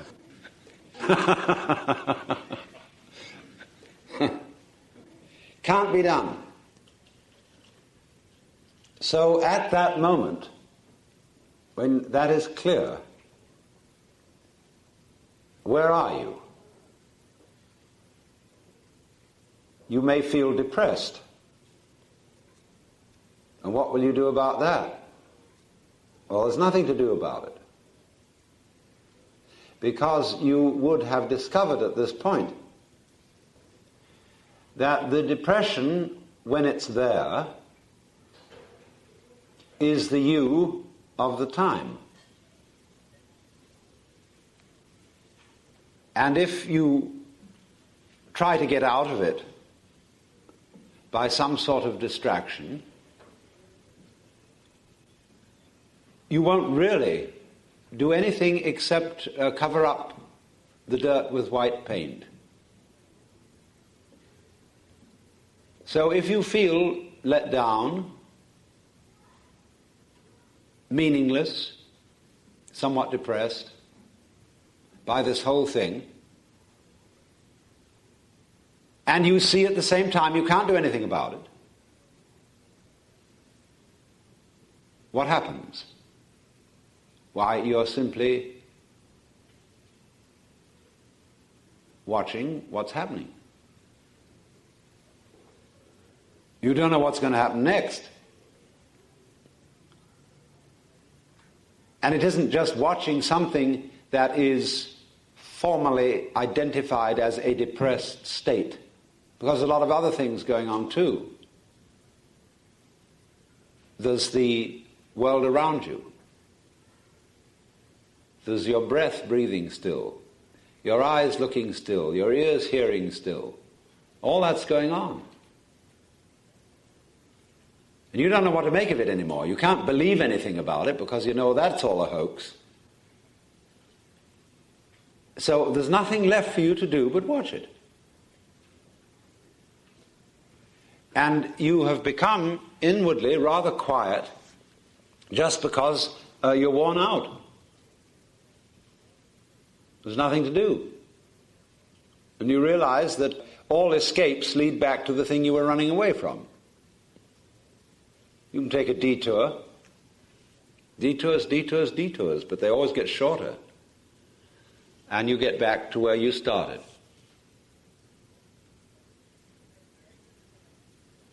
So, when this sort of defeat of all enterprises and ideals and aspirations occurs, you find yourself naturally, and not in an affected or forced way, in the contemplative state, where you're just watching what goes on. And even if you're automatically thinking about it, because you realize that those thoughts are futile so far as changing anything is concerned, you might as well try to sweep dust on the stairs with bamboo shadows.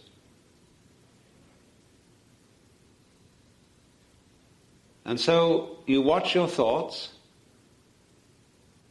as if they were the ticking of a clock, or birds chattering outside the window, or water falling, or a leaky faucet. And they just chatter on. And life does its thing, and you watch. The thoughts, because they're just chatter, begin to go away. And the past has disappeared, because you know it's just memory. The future has disappeared because it hasn't happened. Never does, tomorrow never comes. There is no tomorrow. And if you don't realize that, it's useless for you to make plans for it. If you do realize there's no tomorrow, then maybe plans will be of use to you, because when they work out, you can enjoy the result. But if you're not all here, you can't. So tomorrow can only be handled by those who don't take it seriously. So there you are. Now, if you've read the literature, which many of you have, of mysticism and yoga, Buddhism, Vedanta, so forth, you know it's said again and again and again that this kind of vision, this way of seeing, is always dependent upon transcending your ego in one way or another, giving up. Well, here you are. You've given up. Only you are not able to pride yourself on having achieved a great achievement. And this is the snare for all people who go into these spiritual disciplines. They make a project of getting rid of their ego. And they're terribly proud of it. They come home and brag about how much they suffered, how long they sat, and how their legs hurt so much. And they're absolute bores. And this spiritual braggery is nothing more than blowing up and inflating the ego to a colossal degree, because the ego is undertaking the actually impossible but seemingly incredibly difficult task of getting rid of itself. So, when you run into this kind of thing, don't be beguiled. all those disciplines to get rid of your ego have as their underlying design to persuade you that it can't be done. Not in a merely theoretical kind of persuasion, but so that you actually realize that you can no more get rid of your ego than you can put out fire with fire. It is precisely, you see, the ambition of the ego to be egoless. When you find a person who is what you might call frankly egotistic, makes no bones about it, he will be less egotistic, actually, than people who are very self-effacing. That's a curious thing. People, for example, who speak very frankly and tell the truth and come right out and say whether they like you or whether they don't, whether they want you around or whether they don't. And you say, well, can I stay overnight? And they say, sorry, but I'm tired and I don't want anybody around. You think, well, is that selfish? But that kind of selfishness is not really selfish, because with a person like that, you always know where you are. Nobody likes to impose on anyone else, and you can't impose on that kind of person. That makes for a very comfortable relationship. So you owe it to other people to be as egotistic as you are. Then they know where you stand. But if you come out full of love and full of good intentions and make promises to all kinds of people and say, oh, you'll do this, that, and the other for them, and then you forget about it, or you're too lazy, or you think you'd rather not, they've been relying on you for your promises, and then you let them down. Simply because you weren't selfish when it was time to be selfish. So, if somebody asks you, will you help me? Will you give me some money or something like that? If you're not going to do it, say no. And you shouldn't be ashamed of saying no, because if you're going to do no eventually, do it now.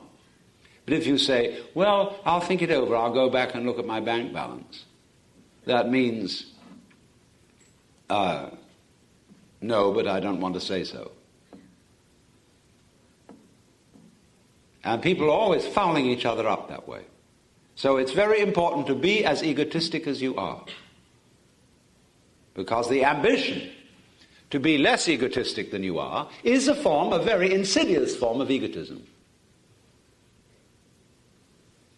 And there is nothing more reprehensible than the ambition to be a saint.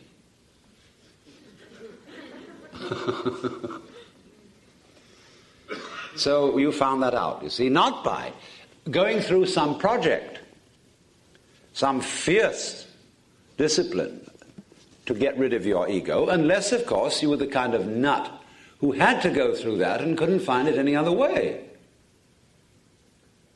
That's why I have nothing against gurus who put people through all sorts of complicated obstacle races, because those people asked for it. They wouldn't have respected the guru unless he had made things difficult. It's on the principle of anyone who goes to a psychiatrist should have his head examined. There it is. Because, let me repeat the point, you are responsible. And when you go to a guru, you did it. And you gave him authority to take charge of your spiritual development. And he's going to show you that the authority was always yours. But he can't do that by just talking. He has to carry the absurd things you are doing to their logical extreme so that you will find out. You are making yourself miserable. He will increase your tendency to do so until you find out that it's you who are doing it. Well, I say you find out it's you who are doing it. Who is you? We never have to define this because it's become like a point in modern geometry or mathematics. In the old Euclidean system, we said a point is that which has position but no magnitude. A kind of absurd definition.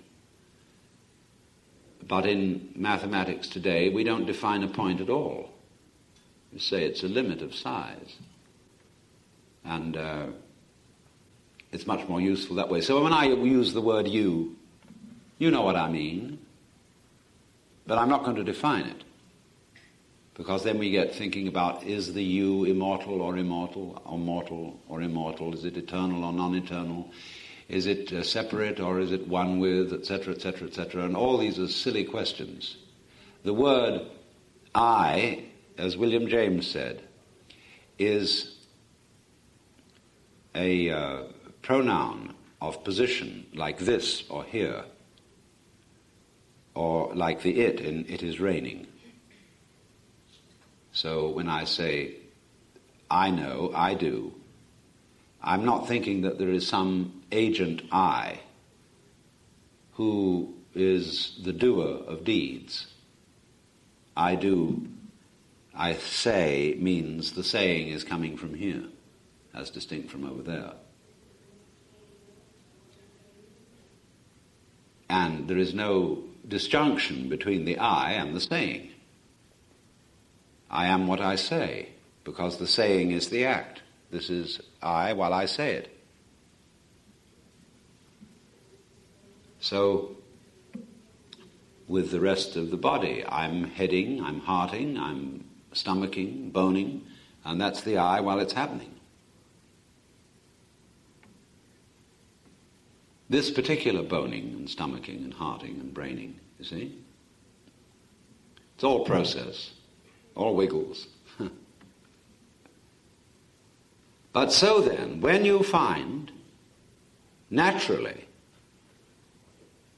that the supposed I, the mythical soul in the body, ego in the brain, or whatever it is fictitious, is a social convention like the equator, and can't do anything except the thought that it can do something simply gets your psychic processes going in a vicious circle.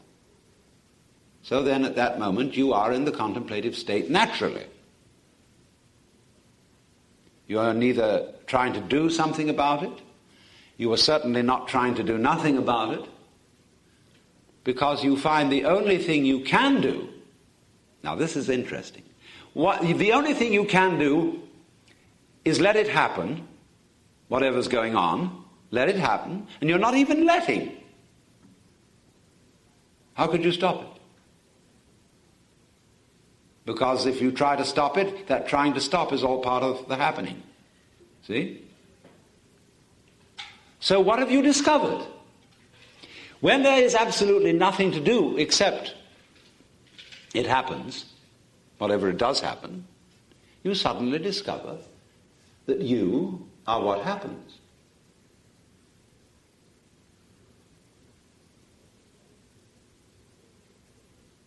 That you're not limited to what goes on inside your skull,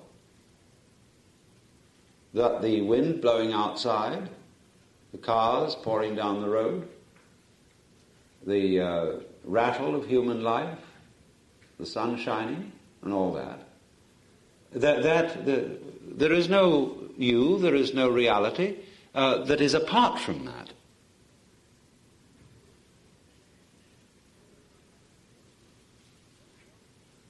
Then stay with that a while. Just don't try and get that recognition back as something you had remembered. You had suddenly this flash, this insight of Satori. And then you think, oh, let's hold on to that. I don't want to forget that. Let's make a note of it. See? Wait a moment, you're still trying to pull a trick here.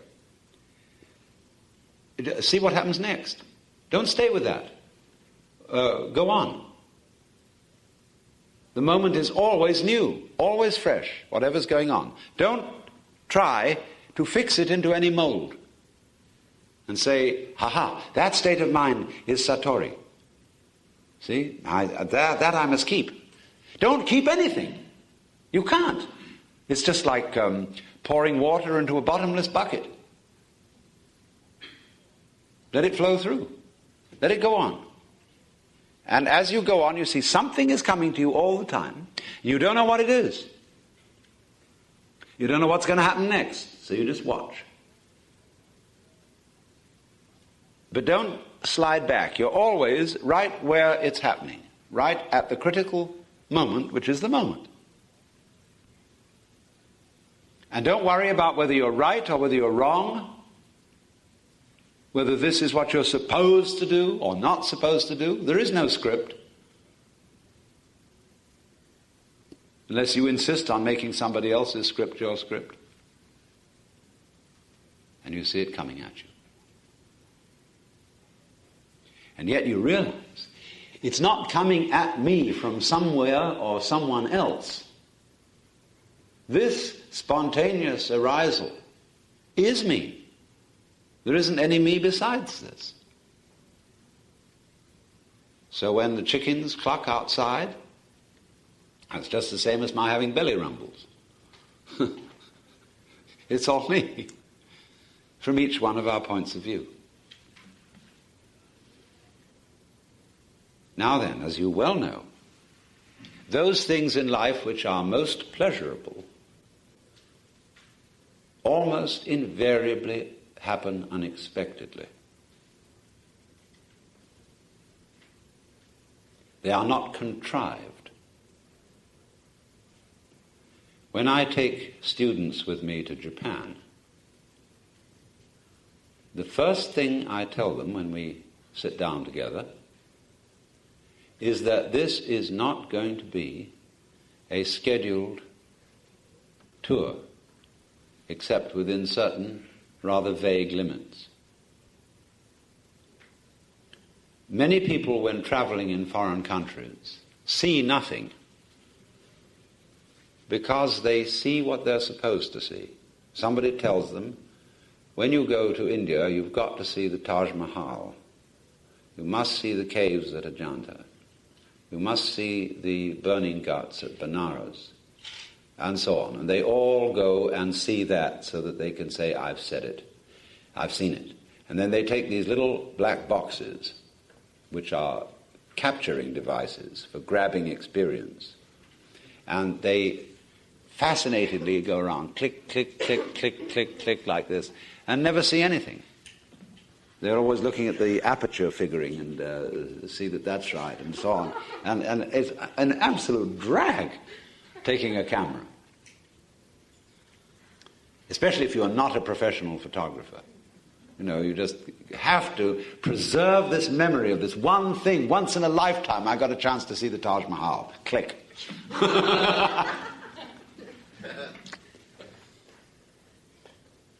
Well, what I say to these people is, look, the Japanese have a phrase which is like our phrase, just follow your nose. They say follow your feet. Because, unlike the United States, Japan is a very easy place to wander in. I mean, here it's very difficult to wander. It takes narrow streets, funny courtyards, curly kind of places for effective wandering. Here, you're not allowed to wander. If you go wandering in any nice part of town, the police will stop you. Because, where are you going? Well, nowhere particular. Well, that's very suspicious not to be going anywhere particular. Where are you from? Have you got a paper that proves that you are there? Paper always being more reliable than people. And and everything is straightened out, you know. It's the shortest distance between 2 points. Gazawi, as fast as possible, no wandering allowed. But in Japan, you still can wander. It's a miracle you can still, but you can. And you can take a side turning, not knowing where the faintest idea where you're going, and suddenly you discover the most amazing garden in a courtyard. Or a funny little restaurant where the most unusual food is being served. Or a bar where there's room only for 2 people to sit and they're serving broiled sea snails. Or a shop where rare pottery is being sold. And although the shopkeeper can't speak a word of English, you go in and the utmost courtesy is shown to you. Brought out tea to drink and very pleasant, friendly surroundings. You didn't get shown this. You followed your feet and discovered it. Now, all the best things on any journey I've ever taken were unscheduled. And most of the scheduled things were a disappointment because of the big build-up of expectation and then flop. So, therefore, the essential principle of the positive side of the pursuit of pleasure, you see, is the unscheduled life. Now, of course, for the convenience of other people, some schedule is always necessary. But it's best to make it a kind of humdrum habit thing, and don't get uptight about it.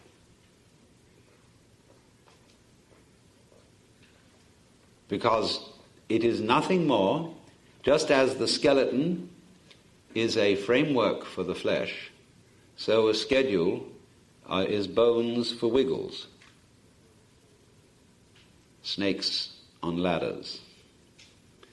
And we need some bones, you see. Otherwise everything gets too gooey. But don't take your bones too seriously.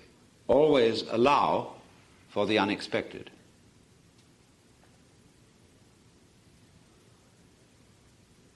Because this is true at the level of the most simple sensuous pleasures, as well as at the level of high mystical experience. So the paradoxes that come into mystical literature, such as that he that would save his life must lose it, or loose it, or the highest knowledge is non-knowledge, in the Kena Upanishad, where it is explained that Brahman, the Supreme, is known to those who know it not. All that sort of paradox is simply this, you see, that the cosmic consciousness is what arises of itself when you see that nothing arises at all except what arises of itself. In other words, life isn't something on the one hand happening to you on the other, or being done by you on the one hand to it on the other. The whole thing, you and it, is a spontaneous occurrence that is going on. The word spontaneous in Chinese means of itself. Zhiran means in Chinese what is so of itself, and it's their word for nature. And be careful to remember what I said yesterday, that the happening, the spontaneous, is not something you can preconceive, and by preconceiving it, imitate spontaneity by going against social convention. Because then you are merely acting out the obverse of the convention and being conditioned by it as ever. The truly spontaneous can only happen of itself, and you cannot arrange it.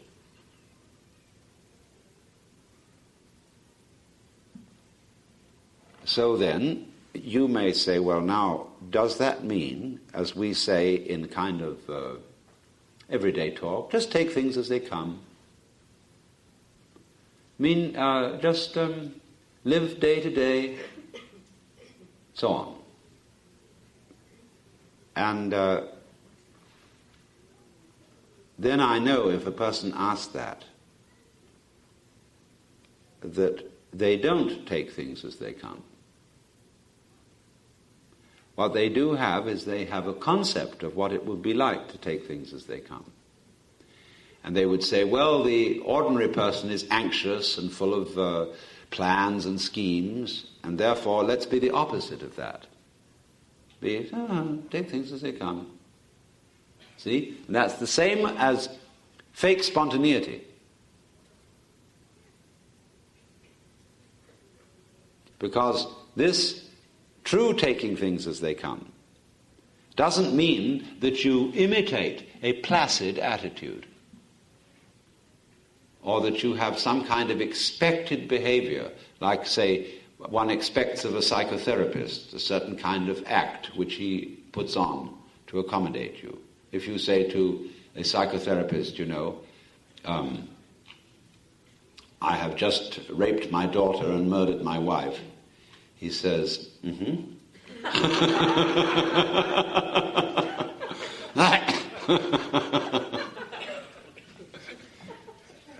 And, that's an amazingly unhuman reaction. So, also then, you see, people have preconceived notions of a mystic or a Buddha or a sage, and they think he has no emotions. And so when Zen masters, for example, get angry, they get so angry that the room rattles. And but when it's over, it's gone. It's like a child's emotion, A child can flare up and scream, and suddenly, zhup, it's vanished. People think, well, he ought to have more control over himself. Isn't he supposed to have all that yogi self-control and all that no emotion and be completely serene and placid under all circumstances? Rubbish. That would be to say that a stone Buddha is as good as a living one. That isn't to say, we will test your virtue by taking out our stopwatch, and we will bang you about and see how long it takes you to scream. If you don't scream at all, then of course you win. But it doesn't make much difference. You might as well be dead. Is that a test of anything? It's simply a test of insensitivity. So, don't think, therefore, that there is some kind of stereotype of what this state is. We don't know what this state is. And those who have tried to write it down and explain it have always said, but it's ineffable. And what I'm trying to describe is I'm doing my best, but I know I can't really get it across.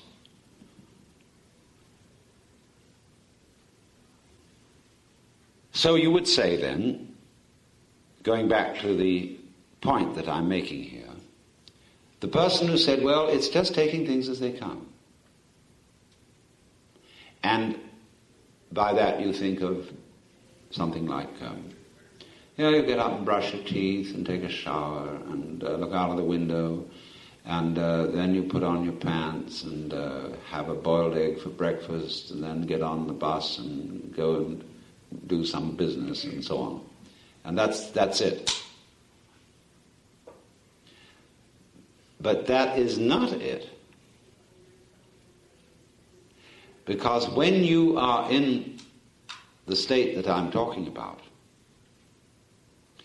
what, from the former point of view, would have appeared to be nothing more than ordinary everyday life, is suddenly seen to be a magical process. Absolutely weird.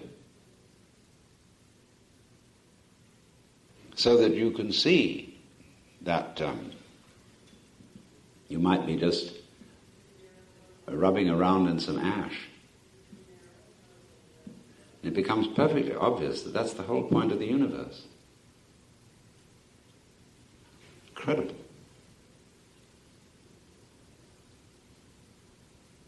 I mean, it's all there. Infinity in the grain of sand and everything. That's it. And you look at other people rushing around, when people's noses, when they're in that state of rushing around, are more pointed somehow than they would be otherwise. The nose seems to be leading out, the eyes wildly searching, And people going about their business every day, serious, I'm going to get there, I'm going to make this thing. You think they're quite mad. You feel sorry for them. You don't feel angry at them. But they're quite mad. They don't realize that now is it. That's where it's all going, as well as where it all comes from. The Alpha and the Omega is now. And indeed the angels keep their ancient places, turn but a stone and start a wing. The whole surround of us is completely magical. Now, of course, we become aware that imaginative people are conscious of this. Imaginative people show their consciousness of it by the way they act, by their taste in whatever they surround themselves with. You begin to notice that there are some certain people with whom you either have great accord or great fear because they're not ordinary, because they have an atmosphere of magic. They have imagination. And they're not hiding under an attempt to conform to the ideal of being ordinary. And the artistic people are here. There are also people you can call relaxed people, relaxed society. There's a very wonderful class of people. They're not on edge. You know, there are some people who are edgy all the time, and you feel that your very presence around their place is a mess, if you know what I mean. But relaxed people have what in Arabic is called barakah. It means divine grace, but it also means the quality of an old frying pan that has had long years of use and is just perfect. That's barakah. And there are people like that too, you see. And all these are the great spontaneous virtues that cannot be contrived. See, we can try to produce barakah by finding some scientific process for artificially antiquing things, for putting patina on bronze in 5 minutes, for pre-aging wine, or something like that. I mean, none of it works. It's all phony. Because this thing can only come in the process of growth. So you say, well, do I have to wait? But the whole thing is in the waiting. I don't mean the virtue of patience. I mean waiting when there is nothing to do but wait. And when you see there is nothing to do but wait, then it happens. But it won't be hurried. Because the minute you're trying to hurry it, that introduces the one thing that stops it. The miracle, the magic thing is happening all the time. But you can't see it when you're trying to get it. And you can still less see it when you're trying to get it fast. So there is no alternative but to go through the point of you can't get it at all.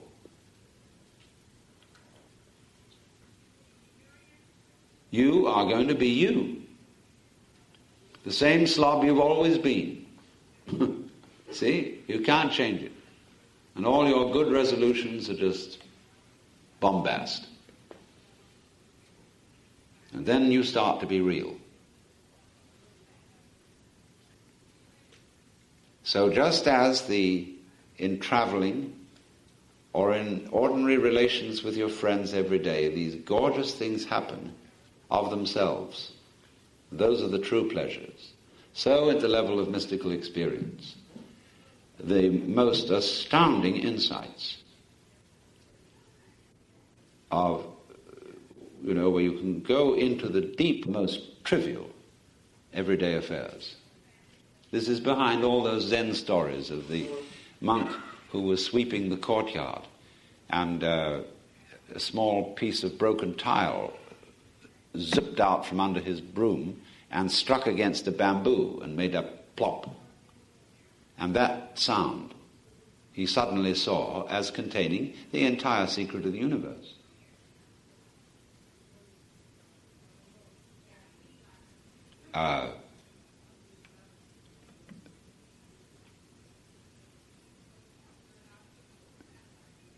One can do it from anything. As I say, it could be the ashes in the ashtray. It could be light in a dewdrop. It could be the sound of a bell. Any point becomes the takeoff point, because there's a principle in operation which the Japanese call jiji muge. Now the word ji means any experience which you could identify as a thing or an event. So, and the doubling of the word jiji means between thing-event and thing-event. Muge, mu means no, ge means barrier or obstruction. Or put it in another way, everything event implies all the others. And here, in this way, you begin to see that that is actually so. When you pick up a chain, you pick up one link and the rest comes. In this, you pick up one thing event and the universe comes up with it. Because you see, there are no separate things. It's all a single unified process, no longer divided into the voluntary and the involuntary, the I and the you, or the I and the it. Because it is the big happening, which is neither voluntary nor involuntary, which is neither free nor determined. All these are mere ideas about it and about. You've abandoned all that. You've abandoned philosophy totally, because you see it's just a net designed for catching water.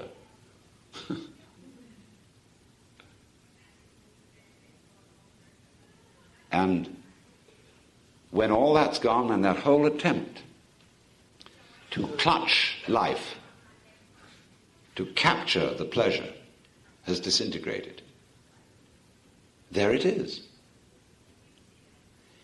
And you needn't feel anxious about, will it stay? It's a gorgeous thing to feel you've no longer got to worry whether it will stick around. Because you know that if you do worry, you'll shoo it away. So it's a tremendous relief, you see, not to have to bother with, will it stick around? Will I lose my insight? Will my Satori take wing and go off with the bats? You just forget it. Because the more you let go of it, the more it stays. And you don't even have to worry about, will you be sure to let go of it? Because that too is a hang-up.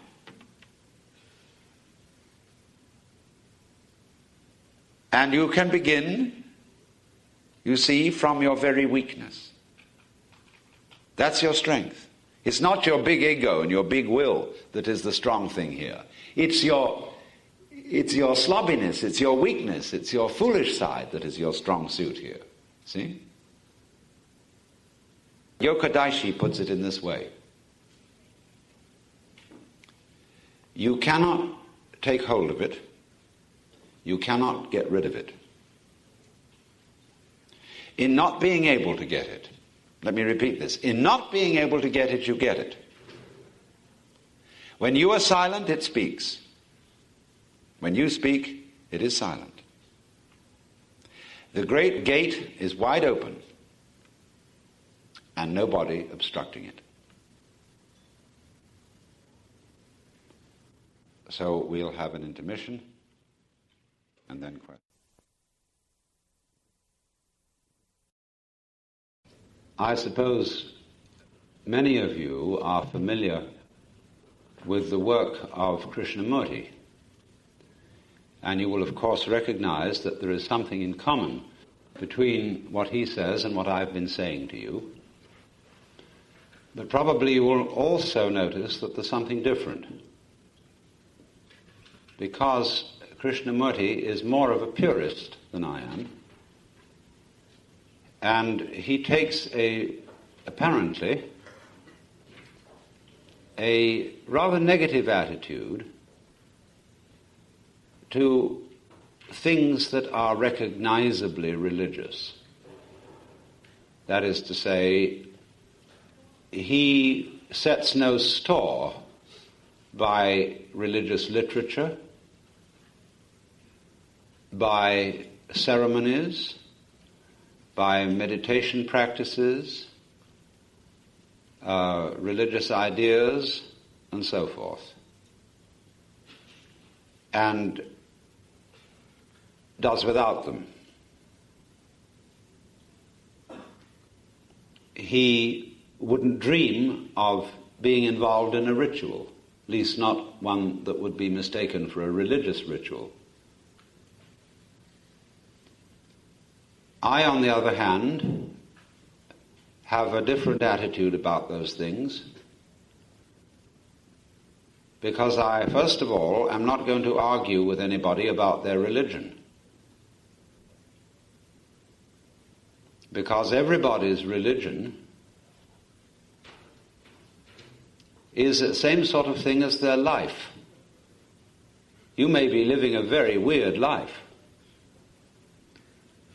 but I could say, speaking sort of from a Hindu point of view, that that's your trip this round. If the generation of Maya, of the world illusion, is the play of the Godhead, then he will play the villains as well as the heroes, the fools as well as the sages, and the sinners as well as the saints. And that's why I'm not out to convert anybody or win souls, because it's as if I would go and talk to a pig and say, "My dear pig, you should be a cow." Or to a giraffe and say, "Your neck is too long." Or to an elephant and say, "You are too heavy." I try to see what people are, not in the sense of trying to classify them or type them, but to see if it is possible to find what is called divine in every disguise, and be where old man Kabir was when he came to maturity. He used to look around. He was a mystic who was part Hindu, part Buddhist, part Islamic, who lived in India in about the 15th century. And he used to look around and say, "To whom shall I preach?" Because he saw the beloved, the Godhead, on all sides in every being, and therefore felt it would be presumptuous to make any recommendations. That's a strange state of mind, because it's so easily made over into a very shallow Pollyanna-ish optimism. But you know, in the mythology of the Hindus, they have some very nitty-gritty characters. Let's take Kali. Kali, the female, one of Shiva's girlfriends, Shaktis.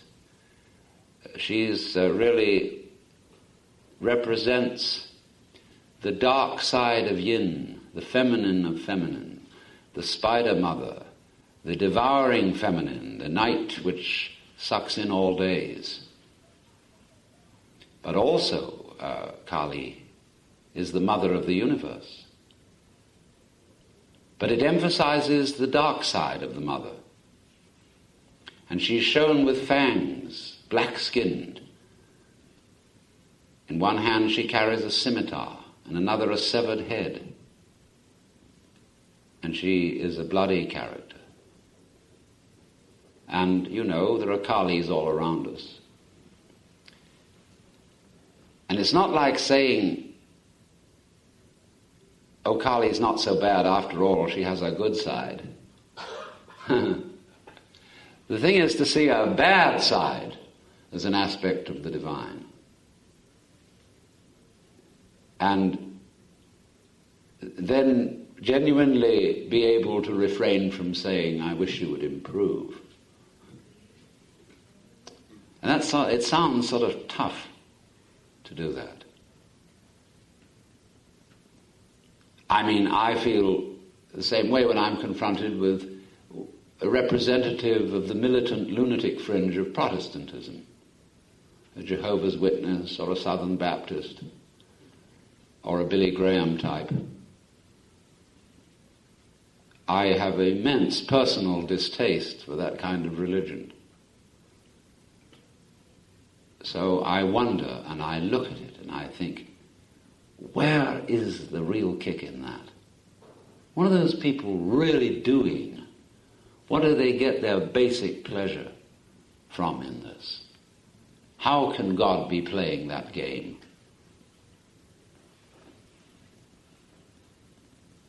That's a very mysterious business. So I try to look at it that way, instead of blanketly saying, well, all your religious gimmicks are vanity, therefore cease and desist. Because although many religious gimmicks are vanity from my point of view, I yet think of Blake's saying, the fool who persists in his folly will become wise. And for this reason, even foolish religions are ways of realization.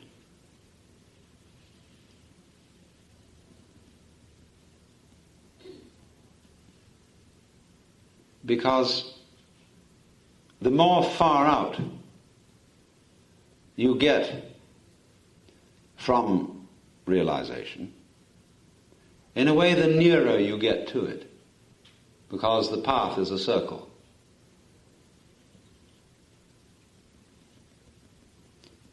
Then on the other hand, I suggested this morning that there's a way of looking at religion which is quite different from what will it do for me? What can I get out of it? What magic can I perform?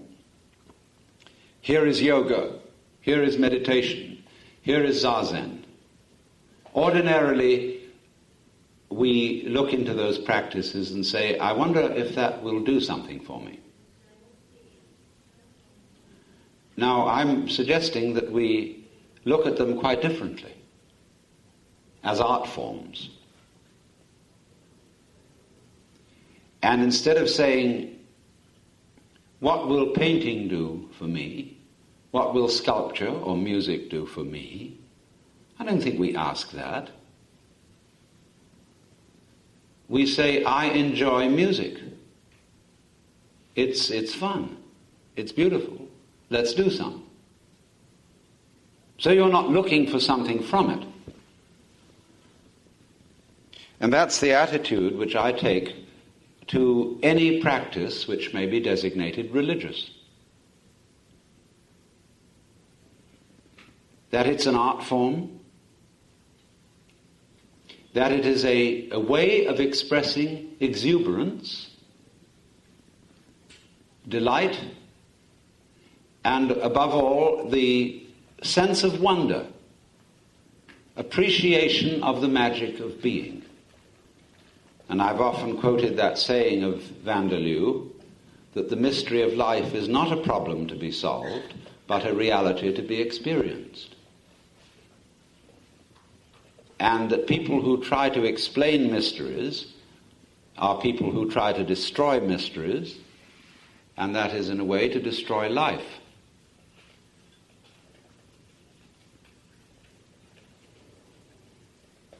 It's often said by men that women are mysterious. Is that a complaint or a compliment? I take it as a compliment. May they remain mysterious, and may men remain mysterious to women. But you would see that there seems to be, after all I've said and after all that Krishnamurti says, there would seem to be something inconsistent in practicing meditation or going to church or participating in a ritual.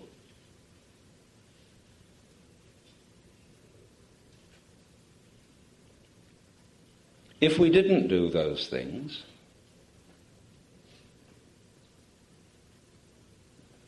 I think myself that life would be very much impoverished. All the churches would be turned into museums. The Holy Scriptures would be used for fuel. The rituals might live on in funny dances. But we should be scrubbed clean of superstition. And I don't exactly look forward to that prospect from an aesthetic point of view.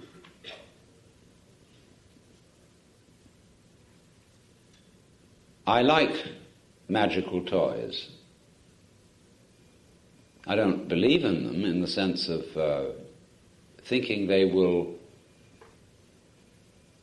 help me in the competitive games of life.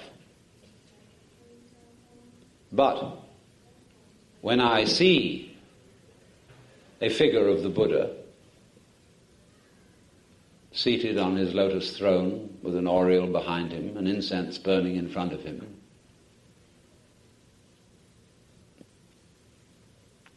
I feel something glowing, warm, civilizing, humanizing, and also mysterious. It's very hard to say what it is or to put your finger on it, because I don't think it would be there if I could.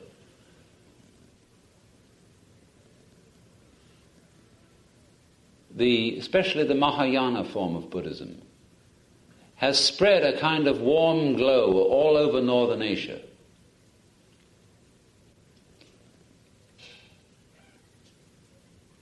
It's such a urbane, such a sophisticated religion. It doesn't harass you with preachments. It doesn't pursue you. It doesn't make a busybody nuisance of itself.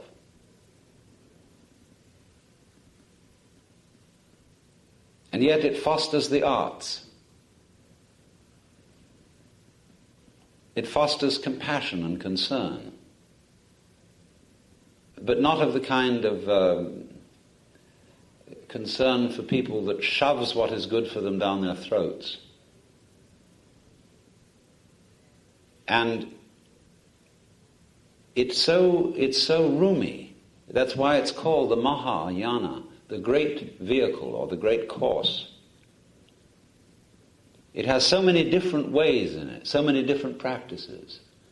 And there's no kind of scrubbing people down to the basic essentials. It's not plagued with ephysiology. So personally, you see, I dig that. I also like that side of Christianity, where it's expressed in Roman Catholicism or Eastern Orthodoxy. I don't like scrubbed Christianity, the Protestant kind, where they take away the candles and the vestments and the mystery and the incense and make it all rational.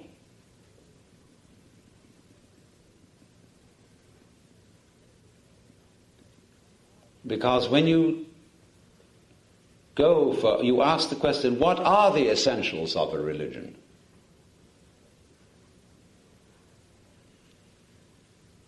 To my mind, when people reduce any religion to what they call the essentials, They get rid of all the important things and leave in only the misleading ones.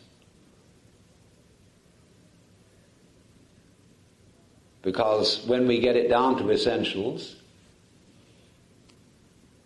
we say, we get back to this question, you see, that all religions offer a way of salvation, or of liberation, or whatever it may be, of union with God. And the Protestant would say to the Roman Catholic, well, all your rituals and obscure ways are getting in the way of man reaching God directly. We want to get all that crowd out of the way and find a more efficient way of getting to God,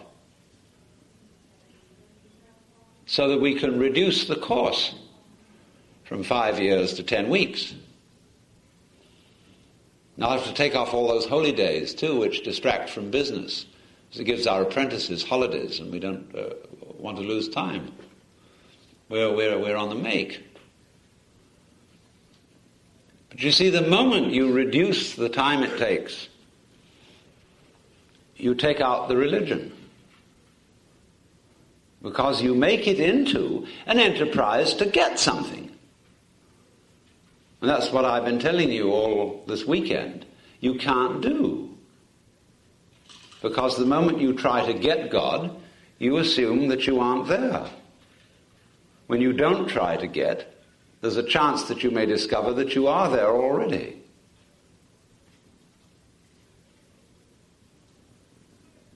We were thinking over lunch how funny it would be if we got a real speeded up, easy course in meditation without tears. All the nonsense taken out of it, only the essentials, with a big headline, "They laughed when I sat down to meditate." So here all the merchants are telling you the quick way. But what is fascinating about the non-efficient religions is precisely their colorfulness. All the unessential things they do.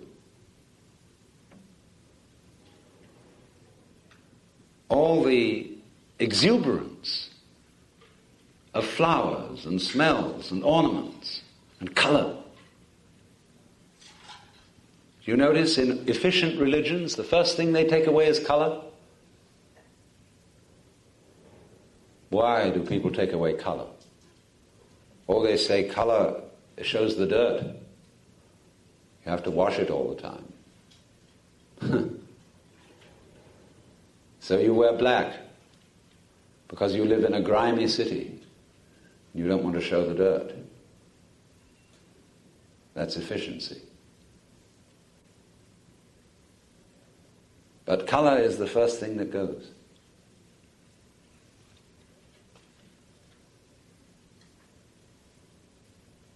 But let's suppose we look at religion in an entirely different way. We have begun, first of all, you see, with the understanding that religion is not an acquisition, and therefore there's nothing you can do to acquire it. You begin from the point of recognition that you are what you are. You can't improve yourself, because if you try to, you'll only make yourself more tied up and messed up.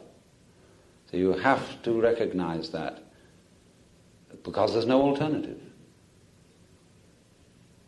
And then you're in a position to be very simply and ingenuously aware of life without trying to do anything to it.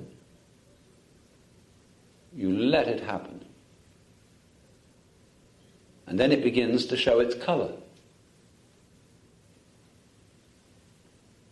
And then you feel intensely the marvel and magical nature of the world. So that whatever you do by way of a religious practice is an art form, like singing, to express the marvelous feeling that comes out of this. not to secure yourself, not to acquire anything, any reward, but simply to live it up.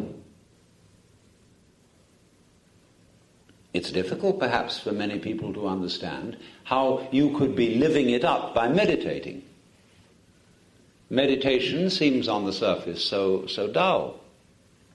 Why sit still for a long time? That's awful. You know how when they tried to make you sit still as a child, how you resented it? You'd be jumping around looking for this, that, and the other all the time. Of course, you can do that. You can take up dervish dancing as a form of yoga, if your temperament suggests it.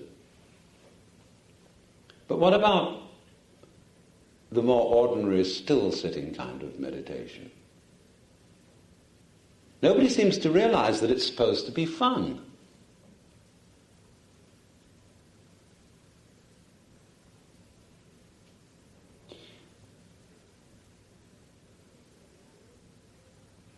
You know, when you have been sick and you just have to lie in bed, there's nothing else to do, while everybody else in the world goes about their business, and you're left with almost nothing to do except listen. And you hear all the funny little noises that you don't normally notice, of not only people but also animals and birds and things going about their daily business. And it suddenly occurs to you that this is an unheeded symphony that's going on. You notice the sunlight leaving curious patterns on the painted walls, maybe of a hospital room, where there are patches of damp and cracks in the ceiling. And because you are in a condition of complete receptivity and passivity, all this starts to come to life. Because, of course, passivity is the root of life. Activity is the end of it, but passivity is the beginning. It's the womb from which creation starts.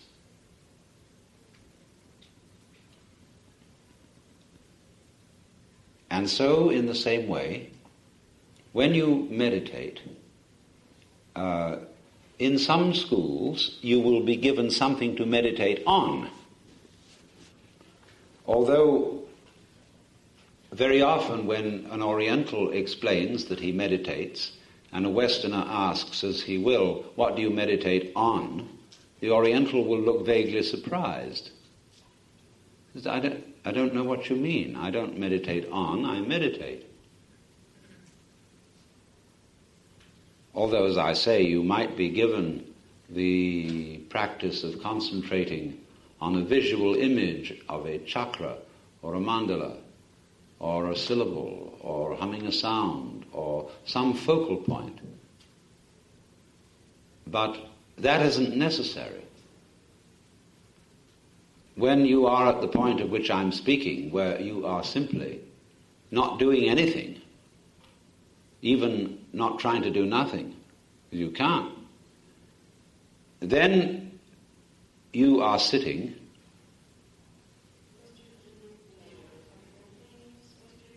and you are as aware as can be of every tip of a hair.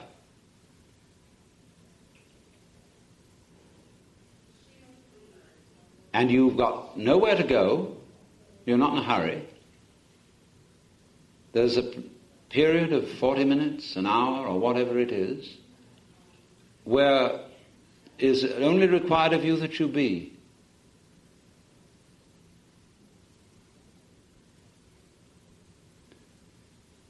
Now, normally at that moment one is impatient, somehow bothered by having to be restricted.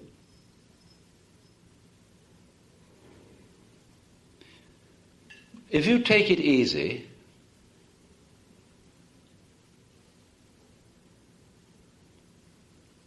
you will feel no restriction. I'm trying to think how I can explain this.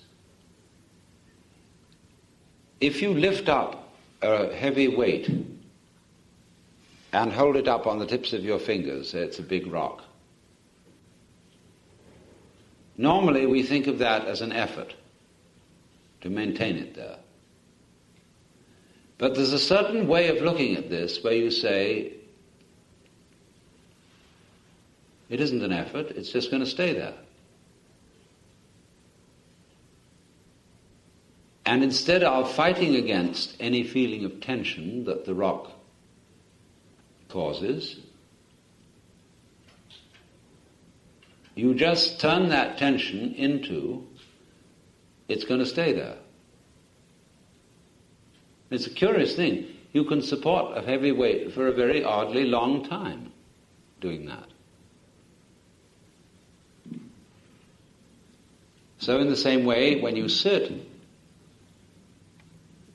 even if your legs hurt or you get uncomfortable, there's a certain attitude wherein that just disappears, and you've got this extraordinary... the only thing it does is it keeps you awake, which is fine. But then you've got this extraordinary feeling of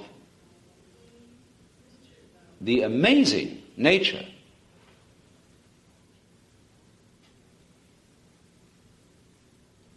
of looking at reality, at life, without doing anything to it, without any sense of hurry, without any wish to improve it. Just let it happen.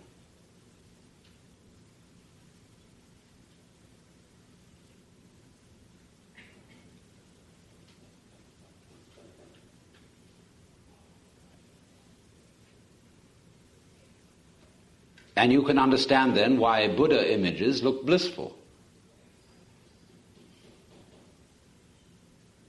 Because cats do this. Cats will sit for ages and watch. American Indians will do it. They'll sit for hours by a roadside. We think they're dumb. You know, sometimes I sits and thinks, but mostly I just sits. We think they have nothing better to do. Someone else was saying at lunch that if you're bothered on the phone and somebody asks you, could you come over this morning and do thus and so, it's perfectly legitimate to say, no, this is my morning for a hair appointment, this is my morning to go down shopping, etc., and I can't come. But if you say, this is my morning to be alone, people would think you were very strange, because you wouldn't be doing something for the world. But hermits, for example, and people who live solitary lives and meditate a great deal, are doing an enormous amount for the world. Just the very suspicion that people exist like that is marvelous for everybody.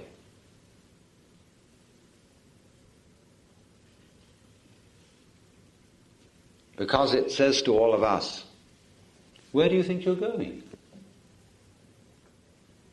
Why are you raising so much dust? Because you think you're going somewhere and you're already there.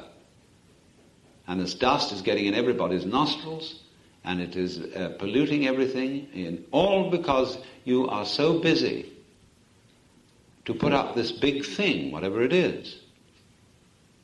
It's getting top heavy and it's getting a bore holding the thing up. So to know that there are hermits deep in the forest is like knowing that there are still streams and flowers which no one has ever seen.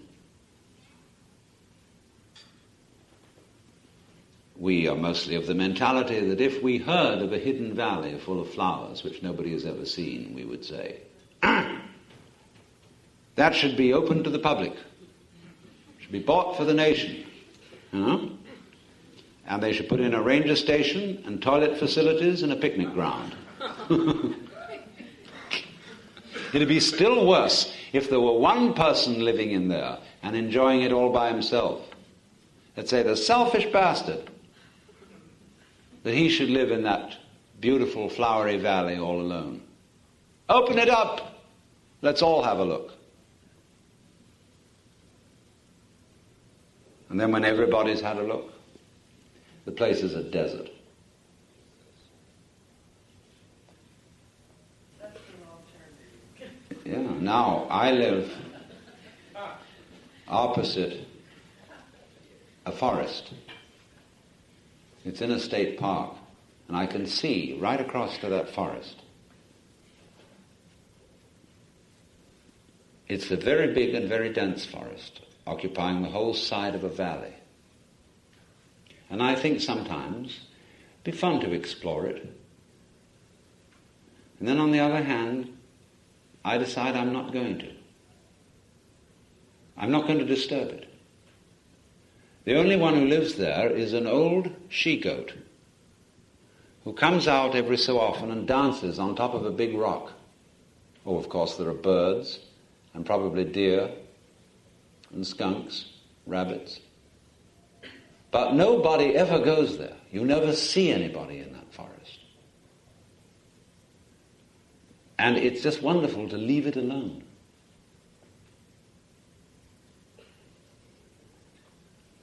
So, you see here two things, two trains of my thought connect.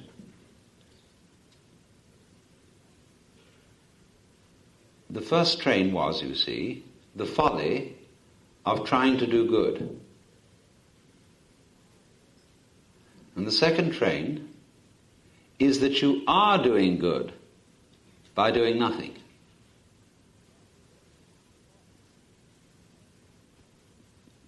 That the very hands-off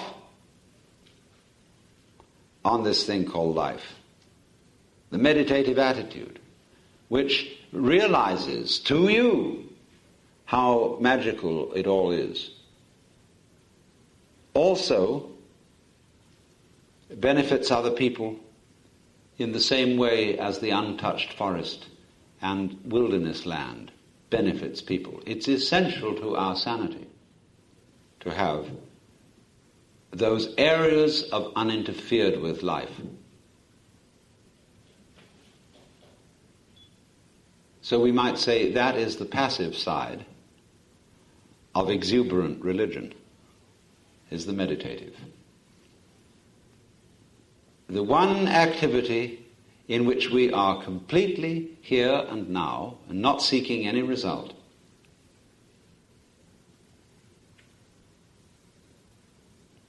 The other side of this exuberance is, of course, the musical, dancing, ritualistic side of religion.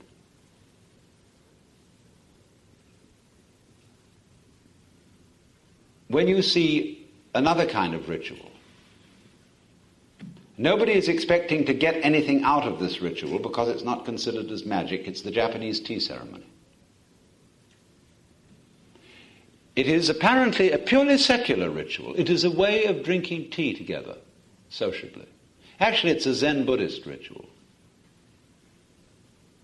Because in Zen, you get to a place where there isn't any difference between religion and everyday life. But they don't, therefore, knock the ritual out of everyday life. They put the ritual into everyday life and have the tea ceremony.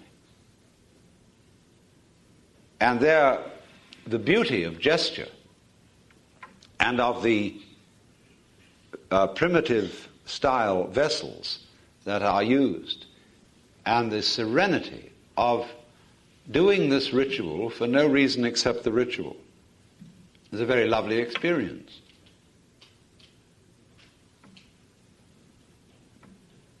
But you see, in the life of America today, and you notice it here in a rather special way, there is very little joyous ritual. I mean, there are Freemasons, and there are Shriners, and Knights of Columbus. But those people laugh at their own rituals, really. They don't understand them. They have no real feeling for it. It's a kind of a clowning affair where you dress up and you do this and you give the money to charity and so forth. And in the Roman Catholic Church here, they don't understand ritual. So that you get the impression, you see, that, you put a quarter in the slot and blip, out comes a goodie. You go to confession, and you don't even make the full confession. You just say, the sins that I remember are so and so and so and so, and the priest said, blah, blah, blah, blah, blah, blah, blah, blah, blah, and it's done, see? And I remember once watching a midnight mass in New York. I never saw anything go so fast. I don't know if any of you ever remember a story by Alphonse Daudet called Les Trois Messes Basses, the three low masses, with a play on bass, low. It was the three masses of Christmas being celebrated in one hell of a hurry because the priest and the acolytes all wanted to get to dinner.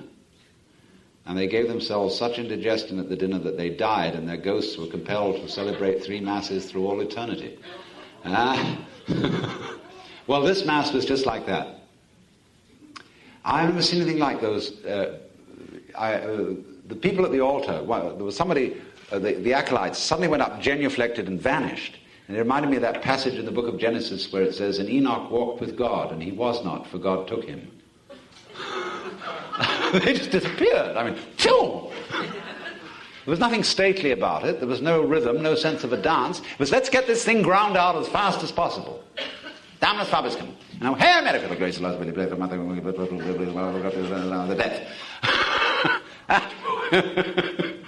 No, I can understand that being done because somebody digs a kind of sound, you see. But this isn't done that way. It's done to get it over with. So nobody digs it. This ritual is just a magic to be done as fast as possible. No, it's like a prayer wheel with an electric motor on it. Now, you may laugh at prayer wheels. Have you ever tried to use a prayer wheel? You get one. They're all over the place nowadays. You rotate it, you see. It has a cylinder and a little chain and a weight on the end of the chain. And you get this thing going. It says inside, Om Mani Padme Hum. You get this going and you've got the earth going around the sun. That's the same sort of process. You get this going like this.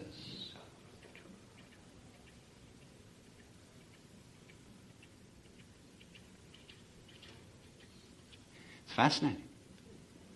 There's a little bit of a trick to it. See, you don't want the chain to get loose and drop the weight on the end. So you've got to keep that rhythm going. Once upon a time, there was a miser. And a Buddhist priest was his friend. He thought he was going to trick that miser. And the Buddhist priest said to the miser, look, every time you say the religious formula, Namo Amida Butsu, which means Namo like hail, or it really means the name of, Amitabha, the Buddha, that's the great Sun Buddha, I'll give you 1 sen, which was 1/100th of a yen. That was a very small amount of money, but all you've got to say is, Namo Amida Butsu, and I'll give you a sen. And the miser thought, that's crazy.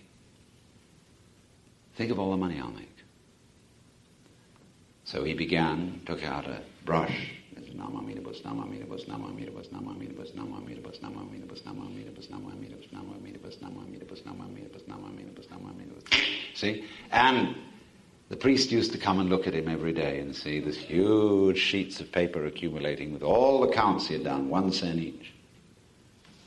And the priest was very happy as I'm going, Namo Amida Butsu, Namo Amida Butsu, Namo Amida Butsu, Namo Amida Butsu.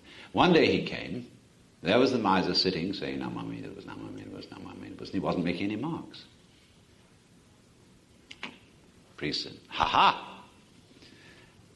And another day, still sitting there. Nothing happening at all. And then one day the priest came and he opened the gate at the end of the garden path, and the doors flew open, and the miser came rushing out, and he embraced the priest and says, "Oh," he said, "I can't thank you enough. You don't owe me any money at all."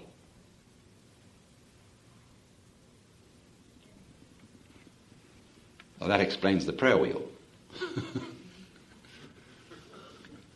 But you see, if the prayer wheel's to do that thing, or rather you are to do that thing, you can't be in a hurry. You can't be trying to get anything. You must be fascinated with the possibility of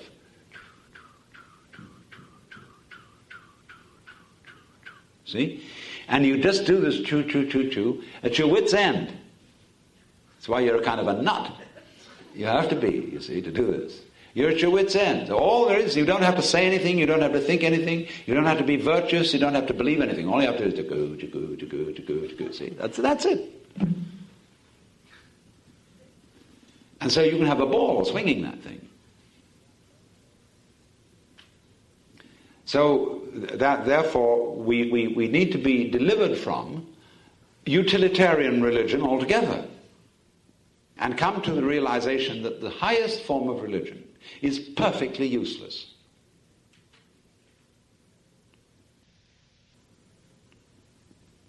And this is the true nature of play, and of course it's the true nature of the universe. You see, what I'm doing is I'm playing a sort of little trick here because I'm showing you the importance of the unimportant. See, we got ourselves down to being absolutely incapable. That's what we did to begin with.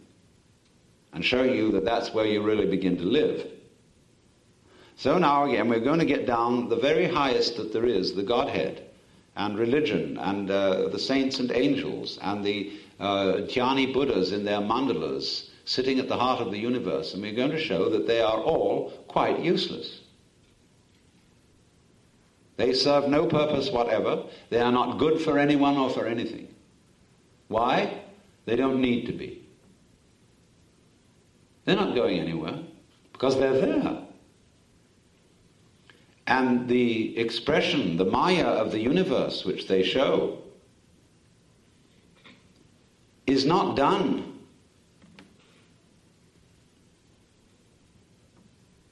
because they have some purpose to work out. It's the way you spend your time when you don't have any purpose to work out. Then you can afford to be devious. You don't have to go the direct way. If you've got a purpose, get there, baby. See? Like that, get there. But if you don't have any purpose, you wander. And you go... And suddenly you say, well, that's the outline of a leaf. And all those veins going through it. See? So you get the wiggly path instead of the straight path. Let's go around in circles. So the planets go around the sun. They're not going anywhere. What's the sun's going around another star? And all this thing is a great spiral nebula with its center somewhere beyond the constellation of Sagittarius, going around and around.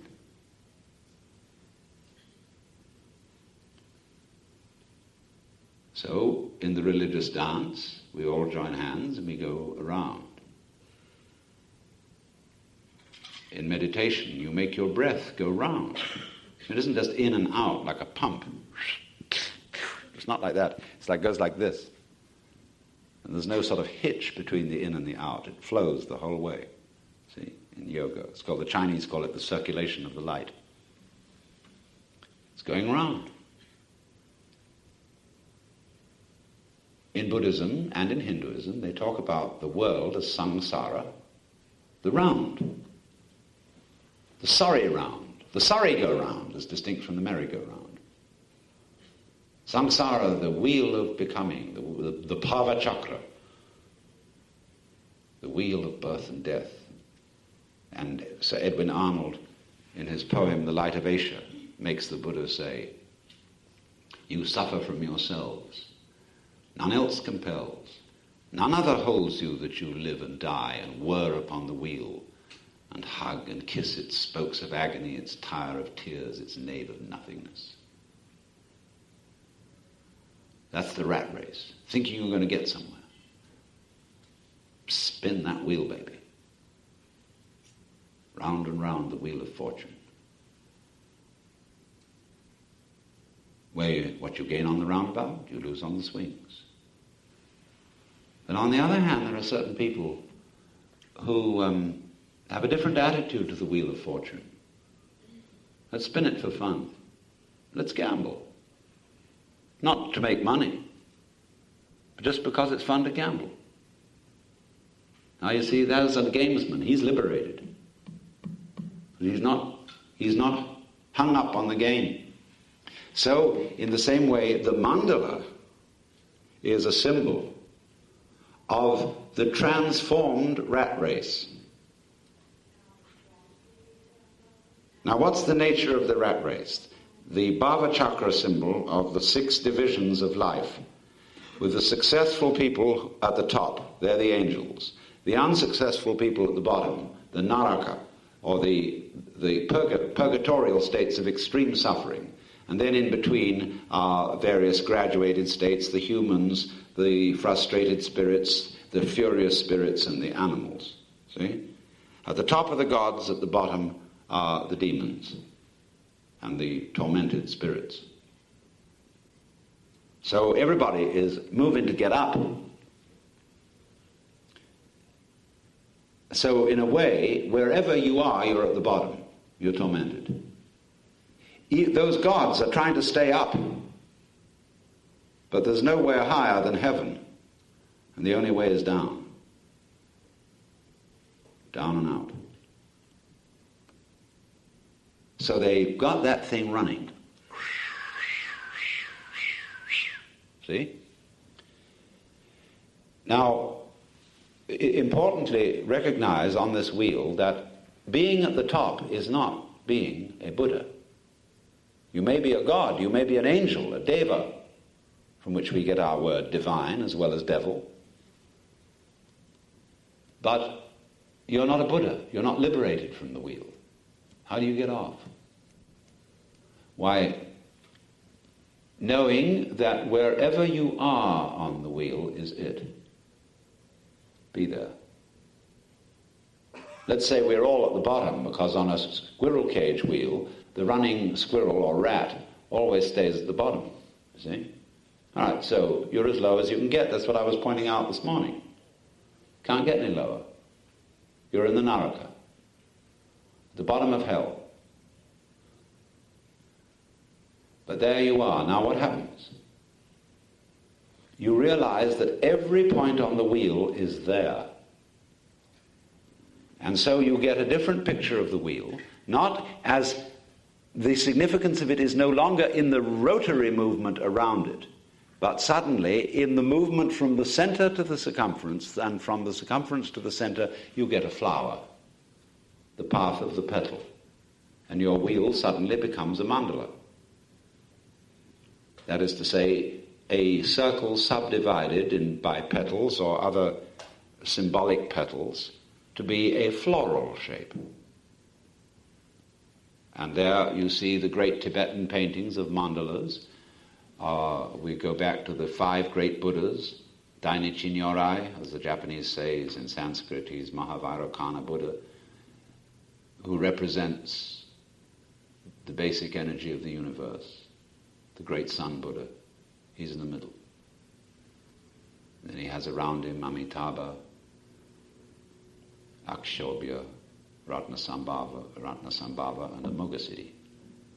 And they're all these beautiful, jeweled creatures in their places. And you see the balanced wheel, the joyous wheel. So, this is the transformation of the rat race. And this also is a kind of ritualization of everyday life. And this, you see, just as the rat race is transformed into the mandala, so for the person who is a master of pleasure, the little things of everyday life are likewise ritualized. Not because somebody's compulsive. You know, all the dishes must be without spot. Give me my magnifying glass. Not that. But that doing any simple action with delight looks ritualistic.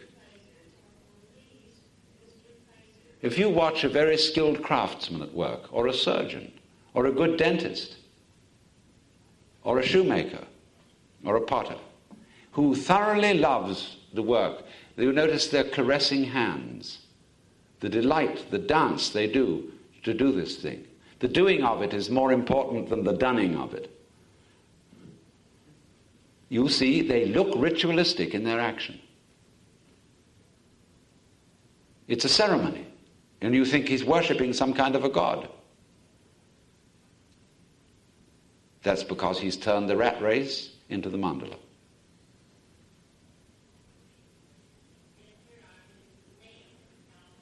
So you can do that with everything if you're not in a hurry. And you're not in a hurry if you know there's nowhere to go. I mean, here's the end of the line, and there's a place called death and a tombstone on it. It says, well, he did it once. We write his name on the tombstone. That's the end. That's where you're going, if you look at it from that point of view. But if you're going here,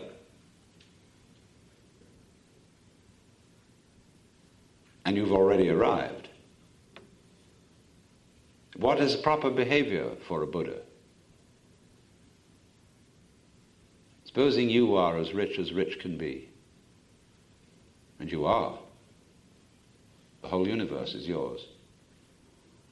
Supposing you've got all the time you need, and you do have, now's enough. What to do, you see? Well, of course, live it up. Take delight in all the ordinary things that are to be done. Instead of trying to get them out of the way so that you can do something else, which is supposed to be better or more rewarding, you'll see the reward is everywhere because there's no hurry. In this way now, the world is transformed. In this way, you might have a utopia. Because, as Gary Snyder, my friend, has put it, there is no possibility of your doing anything effective to save this world from a terrifying ecological disaster unless you know it doesn't need to be done. If you can see the dissolution of this world, the end of the human race, as the Kali Yuga that Hindus talk about, the cosmic cataclysm, which comes at the end of every 4,320,000 years, every kalpa, and realize that this ecological disaster is simply the periodical death of a world system. And therefore there's nothing specially tragic about it. It's the way things go, just like the death of every individual. You would think that such a realization would make a person cold, indifferent. But no. If you understand that and you're not fighting it, you are not afraid of it. And if you're not afraid of it, you can handle it. But you have to show that the preservation of the planet and of life is not a frantic duty. It's a pleasure. And you won't convince everybody it's a pleasure if you go and scream in the streets, start throwing rocks. Then you're saying it's your duty. To whom? To whom do we owe this duty?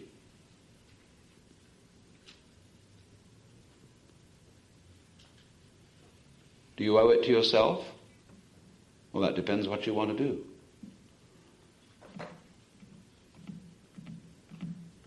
Do you want to go on chasing on the wheel? Do you want to think that by fierce political action we will have a better world to live in and we'll all be so happy? 5-year plans, and then another 5-year plan, and then after that another 5-year plan. It's like my music teacher when I was a child. He used to play a scale and some ridiculous ditty. And she said, now, once more. I played again. She said, now, just once more, just once more, blah, blah, blah, blah, horrors.